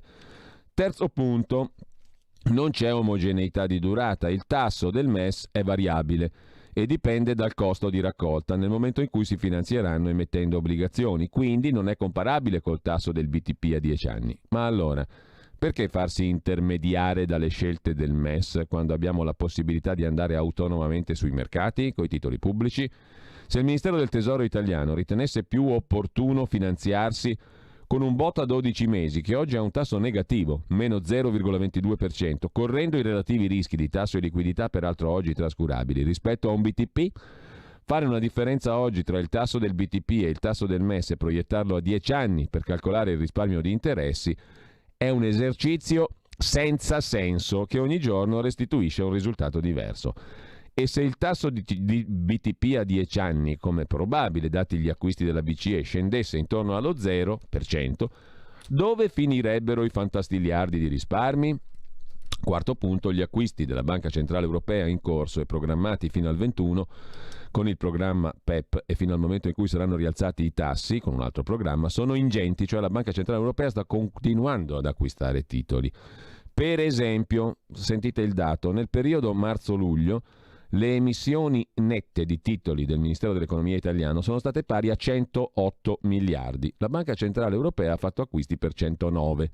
Questo significa che tutto il maggior fabbisogno del Tesoro è stato assorbito dalla BCE, che continuerà a farlo al ritmo di 25 miliardi al mese. Cioè possiamo tranquillamente emettere titoli pubblici comprati dalla Banca Centrale Europea, cioè garantiti, senza bisogno di andare a indebitarci col MES, argomenta in maniera ferrea e inoppugnabile Giuseppe Liturri. Almeno da maggio sul mercato c'è un'offerta insufficiente di titoli italiani, con conseguente rialzo dei prezzi e discesa dei tassi. Il Ministero del Tesoro francese lo ha capito e proprio ieri ha annunciato emissioni record anche per il 2021. Il punto decisivo è che il costo di quei 109 miliardi di titoli acquistati da BCE e Banca Italia è pari a 0. Infatti quegli interessi torneranno da Banca d'Italia al Tesoro sotto forma di dividendi del bilancio 2020. In definitiva, il costo marginale del debito italiano acquistato dalla BCE è 0 e lo sarà a lungo, e continueranno i rinnovi dell'acquisto di titoli, altrimenti si dissolverà la zona euro. Queste cose l'ottimo governatore di Banca Italia Visco le sa, ma le dimentica di dirle al popolo bue, aggiungiamo noi. Quarto punto, conclude Liturri, da incorniciare: il MES è l'anticamera della Troika e di misure macroeconomiche correttive. Infatti la lettera di Gentiloni e Dombrovskis del 7 maggio ha natura di impegno politico ma nessun valore giuridico, quando i due dicono ma no, state tranquilli, non c'è condizionalità, non vi assoggettiamo a nulla. Cipiri Merlo. Gentiloni sa bene che con questa lettera promette unilateralmente di disapplicare alcuni articoli del regolamento 472/2013 che disciplinano la sorveglianza rafforzata e post-programma. La lettera, insomma, Gentiloni-Dombrovskis ha dato solo luogo alla modifica di un regolamento delegato. Nessuna modifica è stata apportata al regolamento principale, il 472/2013. Perché hanno ritenuto di modificare un aspetto residuale, una tabellina per il report delle spese, e hanno lasciato immutato il 472/2013? Forse perché la Commissione intendeva lasciarlo Esattamente così, con la minaccia di misure correttive ben in vista all'articolo 14 del provvedimento, cioè rendiamoci conto, la lettera Gentiloni-Dombrovskis è una presa in giro, bella e buona, perché si impegna a modificare una tabellina ma non le regole base che impongono l'assoggettamento del paese che riceve il MES a condizioni ben precise. È una lettera che non conta nulla dal punto di vista giuridico, ha un valore solo politico, anzi politicante. Comprendiamo, conclude Liturri, le motivazioni politiche connesse alla tentazione di maramaldeggiare su un Movimento 5 Stelle in difficoltà. Ma Gentiloni ha delle responsabilità e dovrebbe sapere che gli italiani non sono creduloni, o almeno vorremmo sperarlo, scrive Giuseppe Liturri in un empito forse eccessivo appunto di speranza. Aspetta e spera. Però il suo lavoro di Liturri è straordinariamente utile perché non esiste analista, secondo me, leggendo i giornali, più fine di Liturri e più preciso di lui nel mettere le cose come stanno, perché ha letto i documenti, se li ha letti dall'inglese. Si fa un po' fatica per fare questo lavoro, ma c'è chi la fa ancora, all'utilità di tutti noi che non abbiamo tempo per romperci le scatole con decine di pagine, tabelle e cose, riassunte magistralmente. L'ultimo articolo di oggi sulla Verità è proprio da incorniciare, per chi vuol sapere naturalmente cos'è il MES, per non discutere di favole, è il pezzo di Liturri a pagina 9 della Verità di oggi. Intanto, sempre dalla Verità, andiamo rapidi. Una velocissima segnalazione su un libro, che è il libro del nostro amico Daniele Capezzone, lo sentiremo alle 10:15. Per gentile concessione dell'autore e dell'editore, oggi la Verità pubblica stralci del secondo capitolo di Laikcrazia di Daniele Capezzone, libro edito da PM, 200 pagine, €16,5, in vendita da oggi. Il brano proposto affronta i tic intellettuali dei cosiddetti competenti che invadono TV e talk show, convinti di dover educare il popolo a pensare bene. I progressisti hanno perso il popolo e ora gli spiegano che è peggio per lui. Nel suo manuale su comunicazione TV e politica, Daniele Capezzone analizza gli intellettuali di sinistra che imperversano nei talk show. Esempi di una cultura che per disprezzo è finita a fare a pugni con la democrazia. La foto è dell'ex magistrato, politico e scrittore Gianrico Carofiglio, spesso presente in TV. Anziché con la loro coscienza, se la prendono col termometro che indica la febbre. C'è chi non crede più ai media e loro gridano «chiudete internet». In ogni aspetto della vita sono scettici, esercitano dubbio e critica, ma quando si passa all'Unione Europea, per esempio, diventano improvvisamente dogmatici, Scrive Daniele Capezzone nel suo libro. Intanto, sempre dalla Verità, vi segnalo anche l'ottimo pezzo di Camilla Conti, altra firma ottima per le questioni economiche e finanziarie. Alla Popolare di Bari, l'uomo forte De Gennaro, ex capo dei servizi segreti e della polizia, e spunta l'ex assessore di Emiliano, il presidente pugliese. Aperte ieri le votazioni per il CDA della Popolare di Bari. L'ex numero 1 della polizia e dei servizi è di Leonardo, Finmeccanica, cioè Gianni De Gennaro, verso la presidenza. Nella lista collegata al Tesoro, oltre alla fedelissima di Emiliano, appena rieletto, un avvocato vicino a Boccia. Nella Popolare di Bari la politica non c'entra nulla, vero? Come amministratore delegato favorito Bergami, assemblea il 15 ottobre. Mentre chiudiamo dalla Verità con un'altra questione un po' inquietante: il 63% dei giovani americani non sa cosa sia l'olocausto degli ebrei. Lasciamo la Verità, dicevamo, andiamo rapidamente adesso a vedere anche Libero, la prima pagina di Libero, poi vediamo anche Avvenire e il Fatto Quotidiano. Libero si apre con il Covid nel Lazio, il Lazio trema, è in pericolo la regione di Zingaretti. Il segretario del PD gioca a fare lo statista, ma ha il record di pazienti in terapia intensiva, 41, e il doppio dei ricoverati della Lombardia, scrive Filippo Facci. Contagi, ricoveri e terapie intensive, il Lazio di Zingaretti è in pericolo. Doppio dei malati in ospedale rispetto alla Lombardia, ma Zingaretti non si occupa del virus e parla di correnti del PD. Eppure la tenuta della sanità, che lui ha tagliato, dovrebbe preoccuparlo. È l'argomento di apertura di Libero. C'è il settembre più freddo da 50 anni, temperature basse come nel 72 e nel 1912, la natura smentisce Greta Thunberg, scrive Renato Farina, gelata l'ideologia del riscaldamento globale.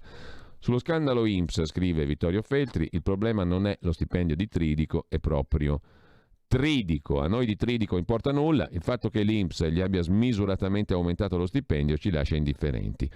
È giusto che un bravo dirigente percepisca un lauto compenso, l'importante è che diriga bene nell'interesse dell'azienda. In questo caso il problema è che Tridico non è un fulmine di guerra ma un travet che tira a campare. Non riesce a pagare puntualmente la cassa integrazione. Sulla liquidazione dei bonus ha calpestato bucce di banana, non è stato in grado di fornire i nomi dei furbetti percettori abusivi di sussidi statali. Sempre poi dalla prima pagina di Libero, il piano del professor Alberoni, l'anziano sociologo, per favorire le autonomie. Il governo latita, dice Alberoni, meglio le regioni, più potere agli enti locali. Il gel nelle scuole e acqua fresca per una SL friulana, quello fornito da Arcuri della struttura commissariale non disinfetta, e poi chi finisce in carcere perde la salute mentale, scrive Azzurra Barbuto, i ministri se ne fregano, è caos in cella. E poi ancora l'Ampi, una Ampi bolognese, una 23enne tunisina diventa presidente partigiana, ormai l'Ampi, l'associazione partigiani appunto, è un centro accoglienza, scrive Libero. Da Libero citiamo rapidamente anche a pagina 5 l'articolo di Attilio Barbieri sul 110% il bonus sulla ristrutturazione casa, è l'unico che funziona. È stato bloccato. La Corte dei Conti boccia le nuove norme attuative che dovevano semplificare le procedure, ancora troppo cervellotiche secondo la magistratura contabile. Tridico non ha pagato 200.000 disoccupati, ma forse 500.000, mentre c'è una notizia, qui a RPL ce ne siamo già occupati con il deputato Viviani e con Antonino Danna in Zoom, ce ne occuperemo di nuovo. 8 italiani a processo in Libia. I pescatori di Mazara del Vallo vanno a finire davanti alla corte marziale libica. Poco bella la storia. Di Maio che fa? Fallite le trattative col generale Haftar, a ottobre l'equipaggio sarà davanti ai giudici militari per essere entrato nelle acque di Bengasi. Di Maio che fa? Si domanda giustamente il quotidiano Libero, mentre Conte minaccia i Benetton ma non gli crede più nessuno. E andiamo a vedere anche Avvenire, il quotidiano cattolico, che vi segnalo qui un bel pezzo sulla questione dell'Armenia e dell'Azerbaigian e del Nagorno-Karabakh. Venti di guerra tra Yerevan e Baku alimentati da Putin e da Erdogan, scrive Marta Ottaviani in primo piano sul quotidiano di orientamento, di ispirazione anzi cattolica. Il conflitto è iniziato nel 1991, 30.000 morti senza armistizio. Ne parlammo a suo tempo con l'ambasciatore armeno in Italia. Vedremo di interpellare anche Antonia Arslan, la scrittrice il cui pezzo abbiamo citato prima, che pure era già stata ospite anche qui a RPL ed è credo una tra le massime esperte di questioni relative all'Armenia e all'Azerbaigian e al Nagorno-Karabakh per la precisione. Qui pensate dal 91 sono già stati 30.000 i morti, nel silenzio praticamente di tutta l'opinione pubblica internazionale. Era il 30 agosto del 91 quando l'Azerbaigian dichiarò la sua indipendenza da Mosca. 3 giorni dopo il Nagorno-Karabakh, a maggioranza armena, si proclamò repubblica autonoma dal governo di Baku, dal governo dell'Azerbaigian. Pochi giorni dopo, 21 settembre, anche l'Armenia si dichiarò indipendente e da lì nacque la questione del Nagorno-Karabakh. Lo strappo del Nagorno-Karabakh fu confermato da un referendum nel dicembre del 91, che ovviamente venne boicottato dai pochi abitanti azeri della regione. Fu questo l'inizio della guerra tra l'Azerbaigian e l'Armenia. Ma il tutto risale, come ci ricorda Antonia Aslan, alla decisione di Stalin, un delegato di Lenin, appunto di dearmenizzare quei luoghi. Quello è il punto. Mentre sempre da Avvenire vi segnalo anche un altro articolo degno di interesse. Qui siamo invece in ambito Covid e Madrid che si ribella al blocco, mentre la Francia non ci sta. Sono le reazioni in Francia e Spagna raccontate da Avvenire appunto alle restrizioni. A Madrid i cittadini non hanno tanta voglia di farsi ingabbiare di nuovo e nemmeno in Francia, secondo quel che ci racconta Avvenire. Da Avvenire però andiamo anche a un altro tema, a pagina 10, l'intoppo della cassa integrazione. 200.000 domande inevase, i 5 Stelle compatti in difesa di Tridico. Nuovo allarme dal Consiglio di Vigilanza sui ritardi nell'erogazione della cassa integrazione da parte dell'INPS. Il timore è che siano coinvolti molti di più di 200.000 domande inevase, ben 500.000. Per i grillini è una colossale fake news sul presidente, che intanto però assume una nuova portavoce. Continuano le polemiche sullo stipendio di Tridico, soprattutto sui mancati pagamenti della cassa integrazione Covid per migliaia di lavoratrici e lavoratori. A riaprire quest'ultimo dossier è stato Guglielmo Loi, presidente del Consiglio di indirizzo e vigilanza, che bacchetta l'INPS anche sui nuovi compensi di Tridico, ma la vera questione è un'altra. Il differenziale tra le domande di cassa integrazione presentate e quelle autorizzate è ancora troppo alto, siamo intorno alle 200.000, ma c'è chi dice anche più di 500.000. Da segnalare ancora sul quotidiano Avvenire, a pagina 19, il pezzo sul caso Becciu, sull'ormai ex cardinale decardinalizzato dal Papa. Verità e giustizia, il Vaticano ha rafforzato l'ufficio del pubblico ministero con l'ingresso dell'avvocato Gianluca Perone, esperto di finanza. La famiglia del porporato Becciu annuncia intanto denunce per calunnia e diffamazione aggravata. Presso il Tribunale della Santa Sede il neonominato Perone, docente universitario di diritto commerciale, sarà promotore di giustizia applicato, una figura a tempo prevista a fronte di specifiche esigenze giudiziarie. E oggi fa il suo rientro il cardinale Pell, che era stato ingiustamente condannato, scrive Avvenire, dal quale vi segnalo anche la pagina della cultura, Agorà, perché si ricorda la matrice eminentemente comunista di Gianni Rodari, che tutti ricordano per le favole al telefono rosso. Fondatore all'Unità del settimanale illustrato per ragazzi Il Pioniere, ancora nel 1974 Gianni Rodari continuerà a riconoscere come committente il movimento operaio e democratico. Si avvicina il centenario dell'autore per l'infanzia, primo, finora unico italiano a vincere il premio Andersen. Un volume indaga la sua fortuna in Unione Sovietica, favorita dalla militanza nel Partito Comunista Italiano. Nel solo 1955 i suoi libri raggiunsero la tiratura di 400.000 copie. Ma da Avvenire dobbiamo citare anche un'altra questione in cronaca milanese, per essere precisi, e la questione è quella della cassa integrazione in ritardo. Anche gli artigiani sono sul piede di guerra, con una lettera aperta, oltre 160, abbiamo detto prima 200.000/500.000 sarebbero i lavoratori che l'INPS vede ancora sospesi, niente cassa integrazione, mentre soltanto in Lombardia sono 160.000 dipendenti di aziende del settore artigiano che hanno la cassa integrazione in ritardo e sollecitano con una lettera aperta Governo e Ministero del Lavoro a rifinanziare gli ammortizzatori sociali. Non sono stati ancora versati gli importi da maggio a oggi. Cassa integrazione in ritardo in Lombardia, Milano e artigiani sul piede di guerra. Il futuro appartiene a chi fa squadra. Le radio italiane si uniscono per giocare la partita da protagoniste. Nasce l'app Radio Player Italia. 140 stazioni in una sola rete. Scegli la tua preferita e ascolta il suono perfetto del digitale. Gratis, senza registrazione. Senza interruzioni. Compatibile con tutti i device. Le notizie, la compagnia. La musica, scelta da chi la ama, la conosce e la vive. Scarica Radio Player Italia. Il futuro batte con la radio nel cuore. Anche RPL è disponibile su Radio Player Italia.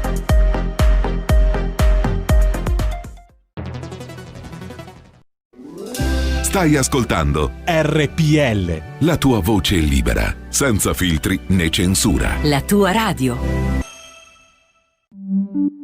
Da oggi la tua radio È ascoltabile anche con la televisione in digitale. Sul telecomando della televisione digitale o del tuo ricevitore digitale puoi scegliere se vedere la TV o ascoltare la radio. Risintonizza i canali radio e troverai anche RPL, canale 740. la tua radio.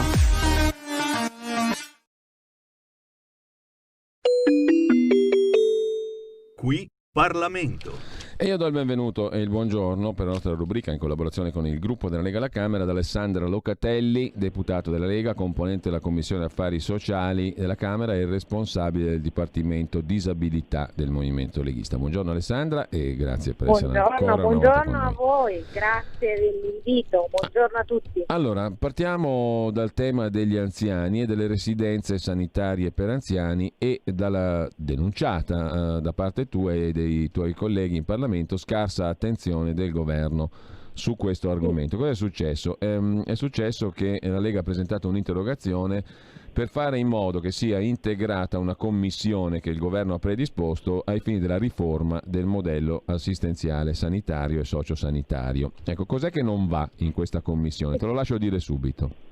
Grazie Giulio, grazie.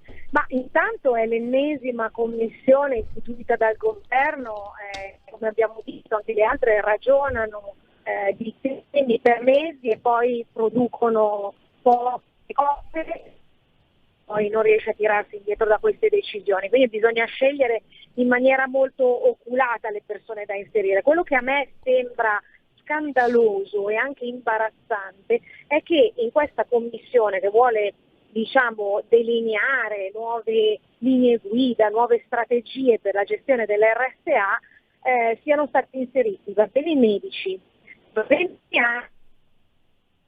una poetessa, un regista, ma ci mancherebbe altro. Il problema è che non è stato inserito nessuno che si occupa del mondo del sociale, come a dire che chi si occupa davvero dei problemi delle persone, sta vicino agli anziani, li cura, li intrattiene, rende la loro vita meno pesante e meno quotidianamente, deve essere lasciato fuori da questo ragionamento. A me dà molto fastidio, mi dispiace molto, ho sentito e ho raccolto le proteste delle associazioni indignate per questa scelta, perché voi provate a pensare se questi si mettono a ragionare di persone solo pensando alle strutture in sé, a come riorganizzarle. Io credo che per parlare della cura delle persone bisogna metterle al centro e soprattutto coinvolgere chi vive vicino quotidianamente, e non può essere solo il medico,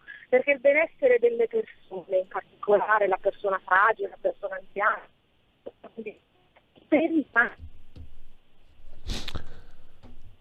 non so se abbiamo perso il collegamento, abbiamo multidisciplinare. Ecco, no, ti abbiamo perso per qualche secondo, Alessandra, abbiamo perso proprio per pochissimi secondi. Sì, perché sono in strada, sono in aeroporto sto andando all'aeroporto di Palermo per andare a Roma e poi pronta per tornare in Sicilia e insomma a Catania poi giovedì.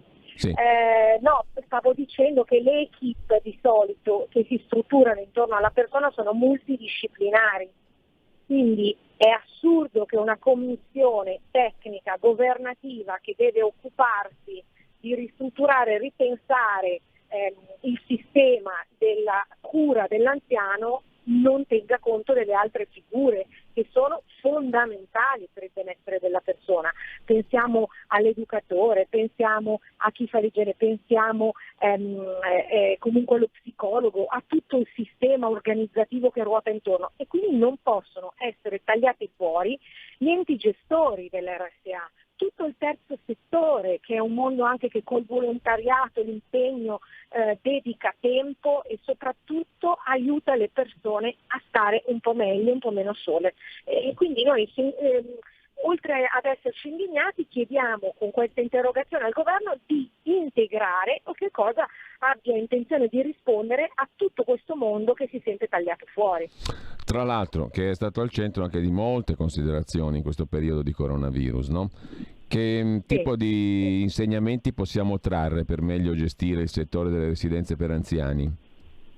Ma sicuramente il governo non ha tratto nessun insegnamento, perché ci siamo parlati più volte anche del nostro emendamento sulle linee guida, che dopo 8 volte è stato finalmente accolto a maggio, dove noi chiedevamo di distribuire in via prioritaria i dispositivi di protezione, di dare delle linee guida, un accompagnamento a tutte queste strutture da parte del Ministero della Salute, che doveva essere presente già da marzo con queste, non con le strutture come continuano a pensare loro, ma con le persone, con i cittadini. Questo è assurdo, loro non hanno tratto nessun insegnamento. Quello che io invece penso è che abbiamo vissuto momenti drammatici, tragici, in cui soprattutto le persone più fragili in queste strutture sono state penalizzate, abbandonate, e certamente non da chi gli stava intorno, non dai familiari, ma ci sono state delle misure, dei provvedimenti che ahimè ancora sono, io sto girando l'Italia e ancora in parte sono attive per la loro protezione, per la salute, per evitare il contagio, eccetera. Però questo ci insegna che per il futuro dobbiamo pensare a come essere più presenti anche con i sistemi di protezione di emergenza, come formare il personale anche a questi eventi che, per carità, io mi auguro rimanga unico nella storia, ma che possono esserci anche relativi alle semplici influenze, però a come avere delle procedure, dei protocolli che possono mettere subito in sicurezza e subito al riparo le persone più anziane. Poi sicuramente rafforzare l'assistenza domiciliare, ma non pensare che tutto è indispensabile anche avere qualche posto dove le persone soprattutto più sole o che hanno bisogno di cure intermedie, no? Tra quelle proprio ospedaliere e quelle domiciliari, qualche struttura di questo tipo intermedio ci deve essere, stare con una dimensione più familiare, questo sì. Allora, però il ragionamento deve essere fatto su tutti i piani e con le persone giuste. Allora Alessandra, io stentavo a credere quando ho letto il tuo comunicato che una commissione che si deve occupare della riforma del modello assistenziale, sanitario, sociosanitario e degli anziani abbia tra i 16 commissari nominati, credo dal ministro Speranza, no? Abbia teologi, abbia scrittori, abbia registi, ma non abbia persone che si occupano professionalmente di questo mondo. Stentavo a credere, ma devo veramente crederci?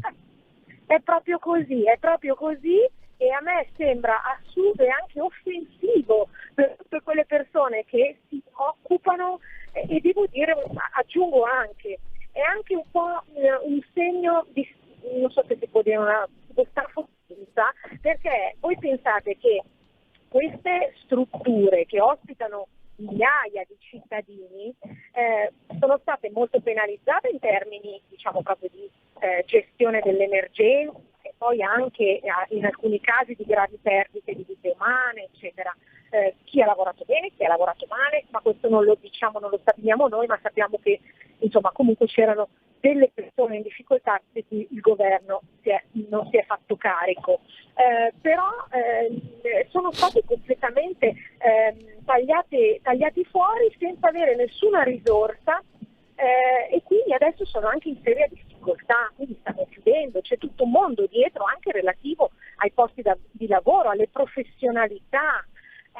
Purtroppo non ci si pensa, però e soprattutto mi stupisce che non ci pensi il governo, e mi chiedo come faccia a ragionare di queste cose parlandone solo con alcuni medici, cioè sempre più o meno gli stessi, perché se tu guardi i nomi, insomma, ritorna, che ne so, Urbani, Arcuri, Di Turno, insomma, quei nomi che corrono spesso, più alcune di queste categorie, che per carità ci possono stare benissimo, perché possono dare un contributo, ma tu non puoi tagliare fuori chi si occupa ogni giorno di queste situazioni, allora, perché vuol dire che tu hai qualcosa in mente. Alessandra, mi permetto su questo tema, e anche strettamente correlato alla tua responsabilità del tuo dipartimento, il Dipartimento Disabilità che tu guidi, di segnalarti l'iniziativa politica non violenta, vera, radicale, di un amico radicale, il segretario dei radicali lucani Maurizio Bolognetti, che da 293 giorni sta chiedendo al ministro Speranza, ma anche al presidente della Basilicata, di mettere in atto di dare corpo, di applicare una legge che prevede i sussidi protesici, le protesi e altro, ciò che serve alla vita dei disabili gravi, no? Allora, per i diritti delle persone con disabilità. Sono giorni, se tu vai sulla sua pagina Facebook, poi io ti giro il suo numero se non l'hai ancora visto. Questa è un'iniziativa della quale abbiamo parlato qui anche in radio. Ti posso garantire che Maurizio Bolognetti è una persona di una grandissima purezza, e lo sanno tutti coloro che hanno avuto a che fare con lui, e si sta battendo da 294 giorni ormai. Gli ultimi giorni sono giorni di sciopero della fame e di digiuno per l'applicazione di questa legge, che è legge, e il nostro amico Maurizio sta dicendo: qui siamo più in Turchia che in Italia sostanzialmente, perché da 293 giorni non c'è nessuna risposta del pur lucano ministro della sanità, che gli abita vicino a casa, che lui conosce benissimo. Allora, io ti segnalo questa iniziativa, poi ne parleremo brevemente anche nel corso di Zoom più tardi con Antonino Danna, tu poi dagli Ma certo, io uno ti sguardo. ringrazio perché È la tua materia, so che sei molto impegnata anche tu su questi sì, temi. Poi assolutamente. magari sai cos'è, magari manca semplicemente il raccordo tra tante persone di buona volontà e che si mettono il loro impegno quotidiano. Se queste persone si incontrano e si parlano, si uniscono le forze, credo che sia una buona cosa, no? Ma certo, anzi io ti ringrazio perché può essere anche l'occasione per chiedere conto di questo al Ministro, certo. Perché per parlarne, per sollevare anche noi, se possiamo, un po' di luce su questa che poi diventa non solo una vicenda umana, personale per una battaglia, ma che può essere anche un po' condivisa da tutti. Quindi sicuramente andrò a vedere il profilo e ti ringrazio per avermelo segnalato. Poi ti passo il numero del nostro amico Maurizio Bolognetti, che trovi facilmente comunque anche su Facebook. Intanto, brevissimamente, Alessandra, prima di salutarci, tu vai in Sicilia non solo per la 3 giorni che seguiremo giovedì, venerdì e sabato in occasione del processo a Matteo Salvini. C'è tutta una serie di incontri, abbiamo un calendario molto fitto, no? Da giovedì alle 11:30 fino a sabato, di spunti, di personalità, tantissime, non le sto a citare perché sono veramente tante, ma le seguiremo anche in radio sul tema della libertà sostanzialmente. Ecco, vai in Sicilia però anche perché a Marsala anche sei stata già, mi sembra. Sì, sono finito ieri, sono stata tutto il giorno a Marsala si vota. Non per la squisita bevanda, ma perché si vota con un candidato. Non l'ho neanche assaggiato, però ho bevuto il latte di mandorla, altrettanto buono, penso. Ecco. Perché si vota, dicevamo. No. Sì, abbiamo Giacomo Dugo, il candidato, un ottimo candidato con tante persone che hanno voglia di impegnarsi, persone che hanno competenze, diciamo proprio della città di Marsala, che ho incontrato ieri, ho avuto il piacere di incontrare ieri, in una situazione in cui c'è veramente bisogno di dare una svolta. C'è naturalmente il tema dei trasporti, della viabilità, delle strade, dell'immondizia, che sappiamo che ricorre spesso in alcune delle nostre bellissime città del sud, ma è ora anche che le persone non siano più rassegnate ma pensino davvero al cambiamento. E questa volta c'è un'ottima squadra, io mi auguro che i cittadini lo capiscono, lo comprendano e votino giusto, votino Dugo.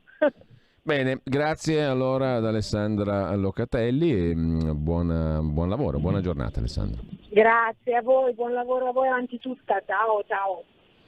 Allora, qui Parlamento.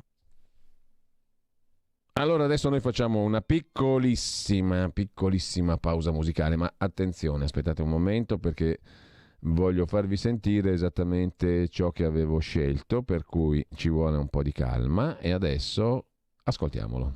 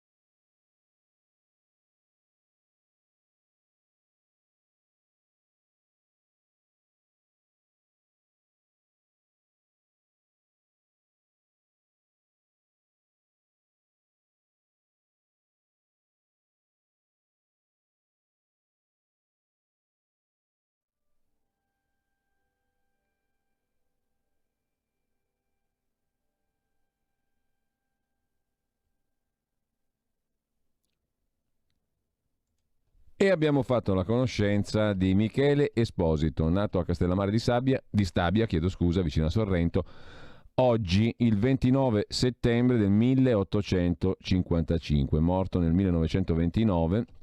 Trovò fortuna in Irlanda e vinse anche premi per composizioni nello spirito irlandese. Avrete sentito senza dubbio echi delle melodie tipicamente irlandesi in questa composizione per violino e per pianoforte. Five Irish Melodies for Violin and Piano, per 5 melodie irlandesi per violino e pianoforte. Opera 56, numero 2 abbiamo ascoltato precisamente, un italiano appunto che per motivi economici trova da Parigi infine riparo in Irlanda, o comunque trova la sua sistemazione in Irlanda, dove visse per 46 anni, diventando anche molto famoso e assorbendo molto lo spirito del luogo e producendo opere che vinsero anche premi di musica tipica irlandese. Fu anche oltre che compositore, anche direttore d'orchestra e pianista. A Dublino visse sostanzialmente grandissima parte della sua vita, una storia abbastanza curiosa, e fu anche amato dalle istituzioni irlandesi che gli permisero di sperimentare quella che era anche una sua passione. Si appassionò della musica folk irlandese e si ispirò a questo, quindi unì l'estremo sud di Sorrento con l'estremo nord dell'Europa. Comunque torniamo brevemente, per i pochi minuti che abbiamo, ai quotidiani di oggi. Eravamo dove eravamo rimasti, come si sarebbe detto in altre epoche, in altre trasmissioni. Dove eravamo rimasti abbiamo ancora da vedere, ma lo facciamo molto rapidamente, la prima pagina del Fatto Quotidiano. Il Fatto Quotidiano mette in apertura, titolo principale: il vaccino influenzale che salva anche dal Covid. La scoperta del centro Monzino di Milano: meno morti e contagi nelle zone a maggior copertura vaccinale per gli ultra 65enni. Con l'1% di dosi in più, 20.000 vittime in meno, scrive appunto il quotidiano diretto da Marco Travaglio, che poi difende Tridico da tutti gli attacchi tridicoli che ha subito. Sul caso Palamara, oggi sul sito del Fatto, l'audio dell'intercettazione chiave, la frase di Lotti, l'ex ministro amico di Renzi, si vira su Viola alla Procura di Roma, è una trascrizione errata della Guardia di Finanza. E poi il reddito di cittadinanza, non c'è nessun flop, è il lavoro che non si trova. E la visita statunitense a Roma del segretario di Stato Pompeo, scambio tra 5G e Libia, e il Papa snobba Pompeo, scrive il Fatto, un quotidiano che per prime 2 pagine si occupa di Covid-19 verso la seconda ondata e caccia agli infermieri. La Germania sta reclutando i nostri eroi, che sono invece dei precari. C'è anche un'agenzia specializzata. Campagna acquisti di infermieri anche dalla Gran Bretagna. Partono neolaureati e ultra cinquantenni per uno stipendio triplo e per contratti veri, scrive il Fatto con Natascia Ronchetti. Insomma, la Germania sta reclutando quelli che noi abbiamo chiamato eroi, ma che rimangono precari. Vanno a lavorare gli infermieri italiani anche in Gran Bretagna. Nel frattempo i big del lavoro in affitto ora assaltano anche la sanità. Maxi appalto per i colossi dell'interinale in Lombardia, fino a 280 milioni di euro per G Group, Manpower e Randstad. Fino a 280 milioni è il valore del maxi appalto, fornitura di personale sanitario, che Aria, agenzia acquisto di Regione Lombardia, sta per assegnare a 3 big dell'interinale, che si sono aggiudicati 3 lotti su 4. È un appalto che prevede la fornitura di personale medico, infermieristico, specialistico e amministrativo per le ATS e AST della Lombardia per 36 mesi, prolungabili di altri 36, da 140 milioni a triennio, sul quale aleggia più di un interrogativo. A differenza delle gare simili in altre regioni, la Regione Lombardia non ha messo limiti al numero di lotti aggiudicabili dallo stesso soggetto. Il bando non prevedeva una divisione territoriale, ma per figure professionali. La scelta ha escluso gran parte delle società di piccole e medie dimensioni, spianando la strada a G Group, Manpower e Randstad, scrive il Fatto. Sempre dal Fatto citiamo rapidamente ancora 2 pagine dedicate al viaggio di Mike Pompeo, segretario di Stato americano a Roma. Qualcosa di nuovo sul fronte occidentale. Torna la fedeltà atlantica, garanzie a Washington sul 5G in cambio di aiuti sulla Libia, scrive il Fatto. Ha detto Di Maio che con la Cina dobbiamo dialogare, ma nei nostri valori c'è l'Occidente. E il segretario di Stato americano è alla riconquista dei voti cattolici. Niente incontro col Papa, ma Parolin, segretario di Stato Vaticano, ascolterà i reclami per l'accordo con Pechino. Sulla Verità c'è il controcanto a questa questione, che ci si sta riavvicinando il governo italiano agli Stati Uniti e non alla Cina. Sì, però gli accordi già stipulati sono tenuti segreti dal governo italiano, o comunque sostanzialmente non se ne parla. Con questo lasciamo anche il Fatto, andiamo a dare un'occhiata velocissima al Foglio. Il Foglio di Cerasa e Ferrara, prima pagina dedicata a Tridico, Cina, Trojan e reddito di cittadinanza, il gran processo messo in campo da Salvini per denunciare i danni creati dal governo Salvini, scrive Claudio Cerasa, e poi l'enciclica, Becciu, quanto pesa la solitudine del Papa sul futuro della Chiesa, la riorganizzazione della segreteria di Stato, la settimana delle scelte. E ancora Confindustria, che riceve oggi Conte, il premier, e bolla come acqua calda i suoi annunci su pensioni e reddito. Alla Confindustria non piace il governo Conte, scrive il Foglio, mentre uno scoop, scrive Daniele Raineri, disintegra i trucchi di Trump, cade la maschera dell'imprenditore che salva l'America, sotto c'è un debitore manipolabile ingrandito dalla TV. Tra le consulenze deducibili c'è anche Ivanka, che non è consulente, il ruolo della famiglia, la difesa, e allora i Biden.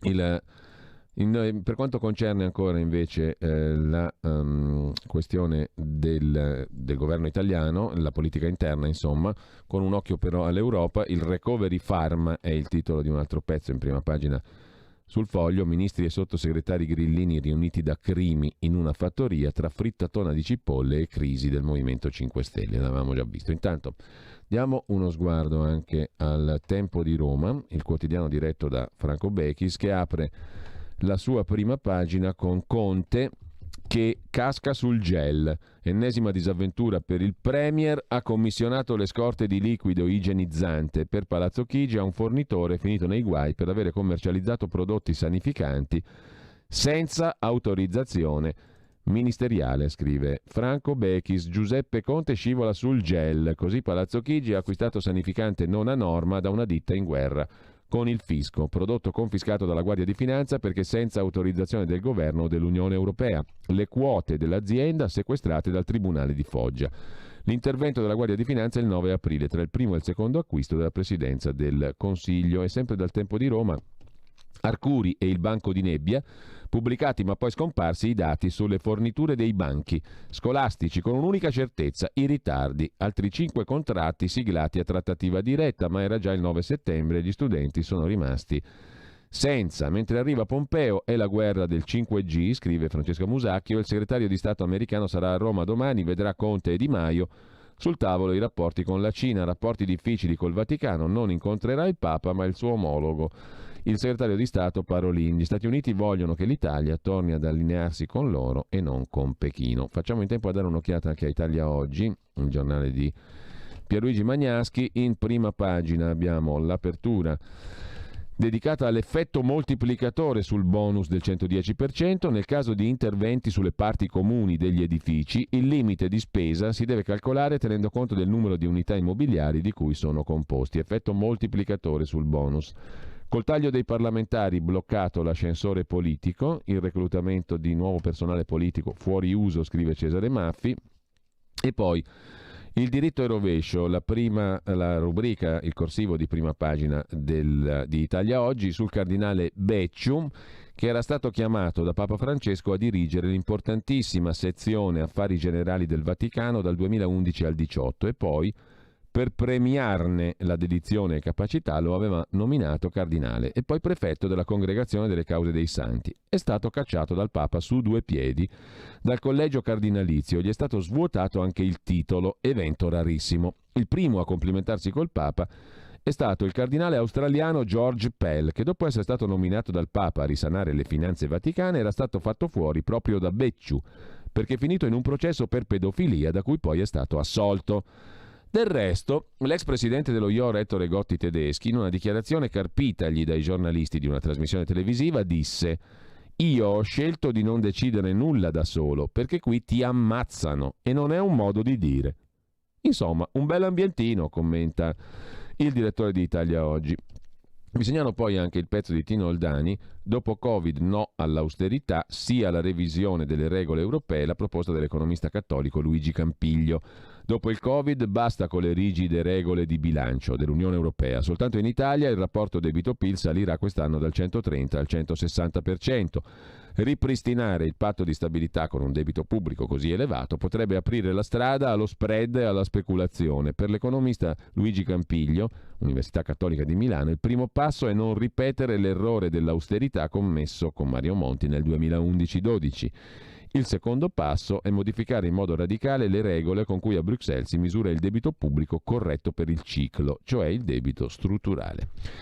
E con ciò ci fermiamo e poi tra poco la rubrica Mordi Media con il professor Ugo Volli. Porta con te ovunque RPL, la tua radio. Scarica l'applicazione per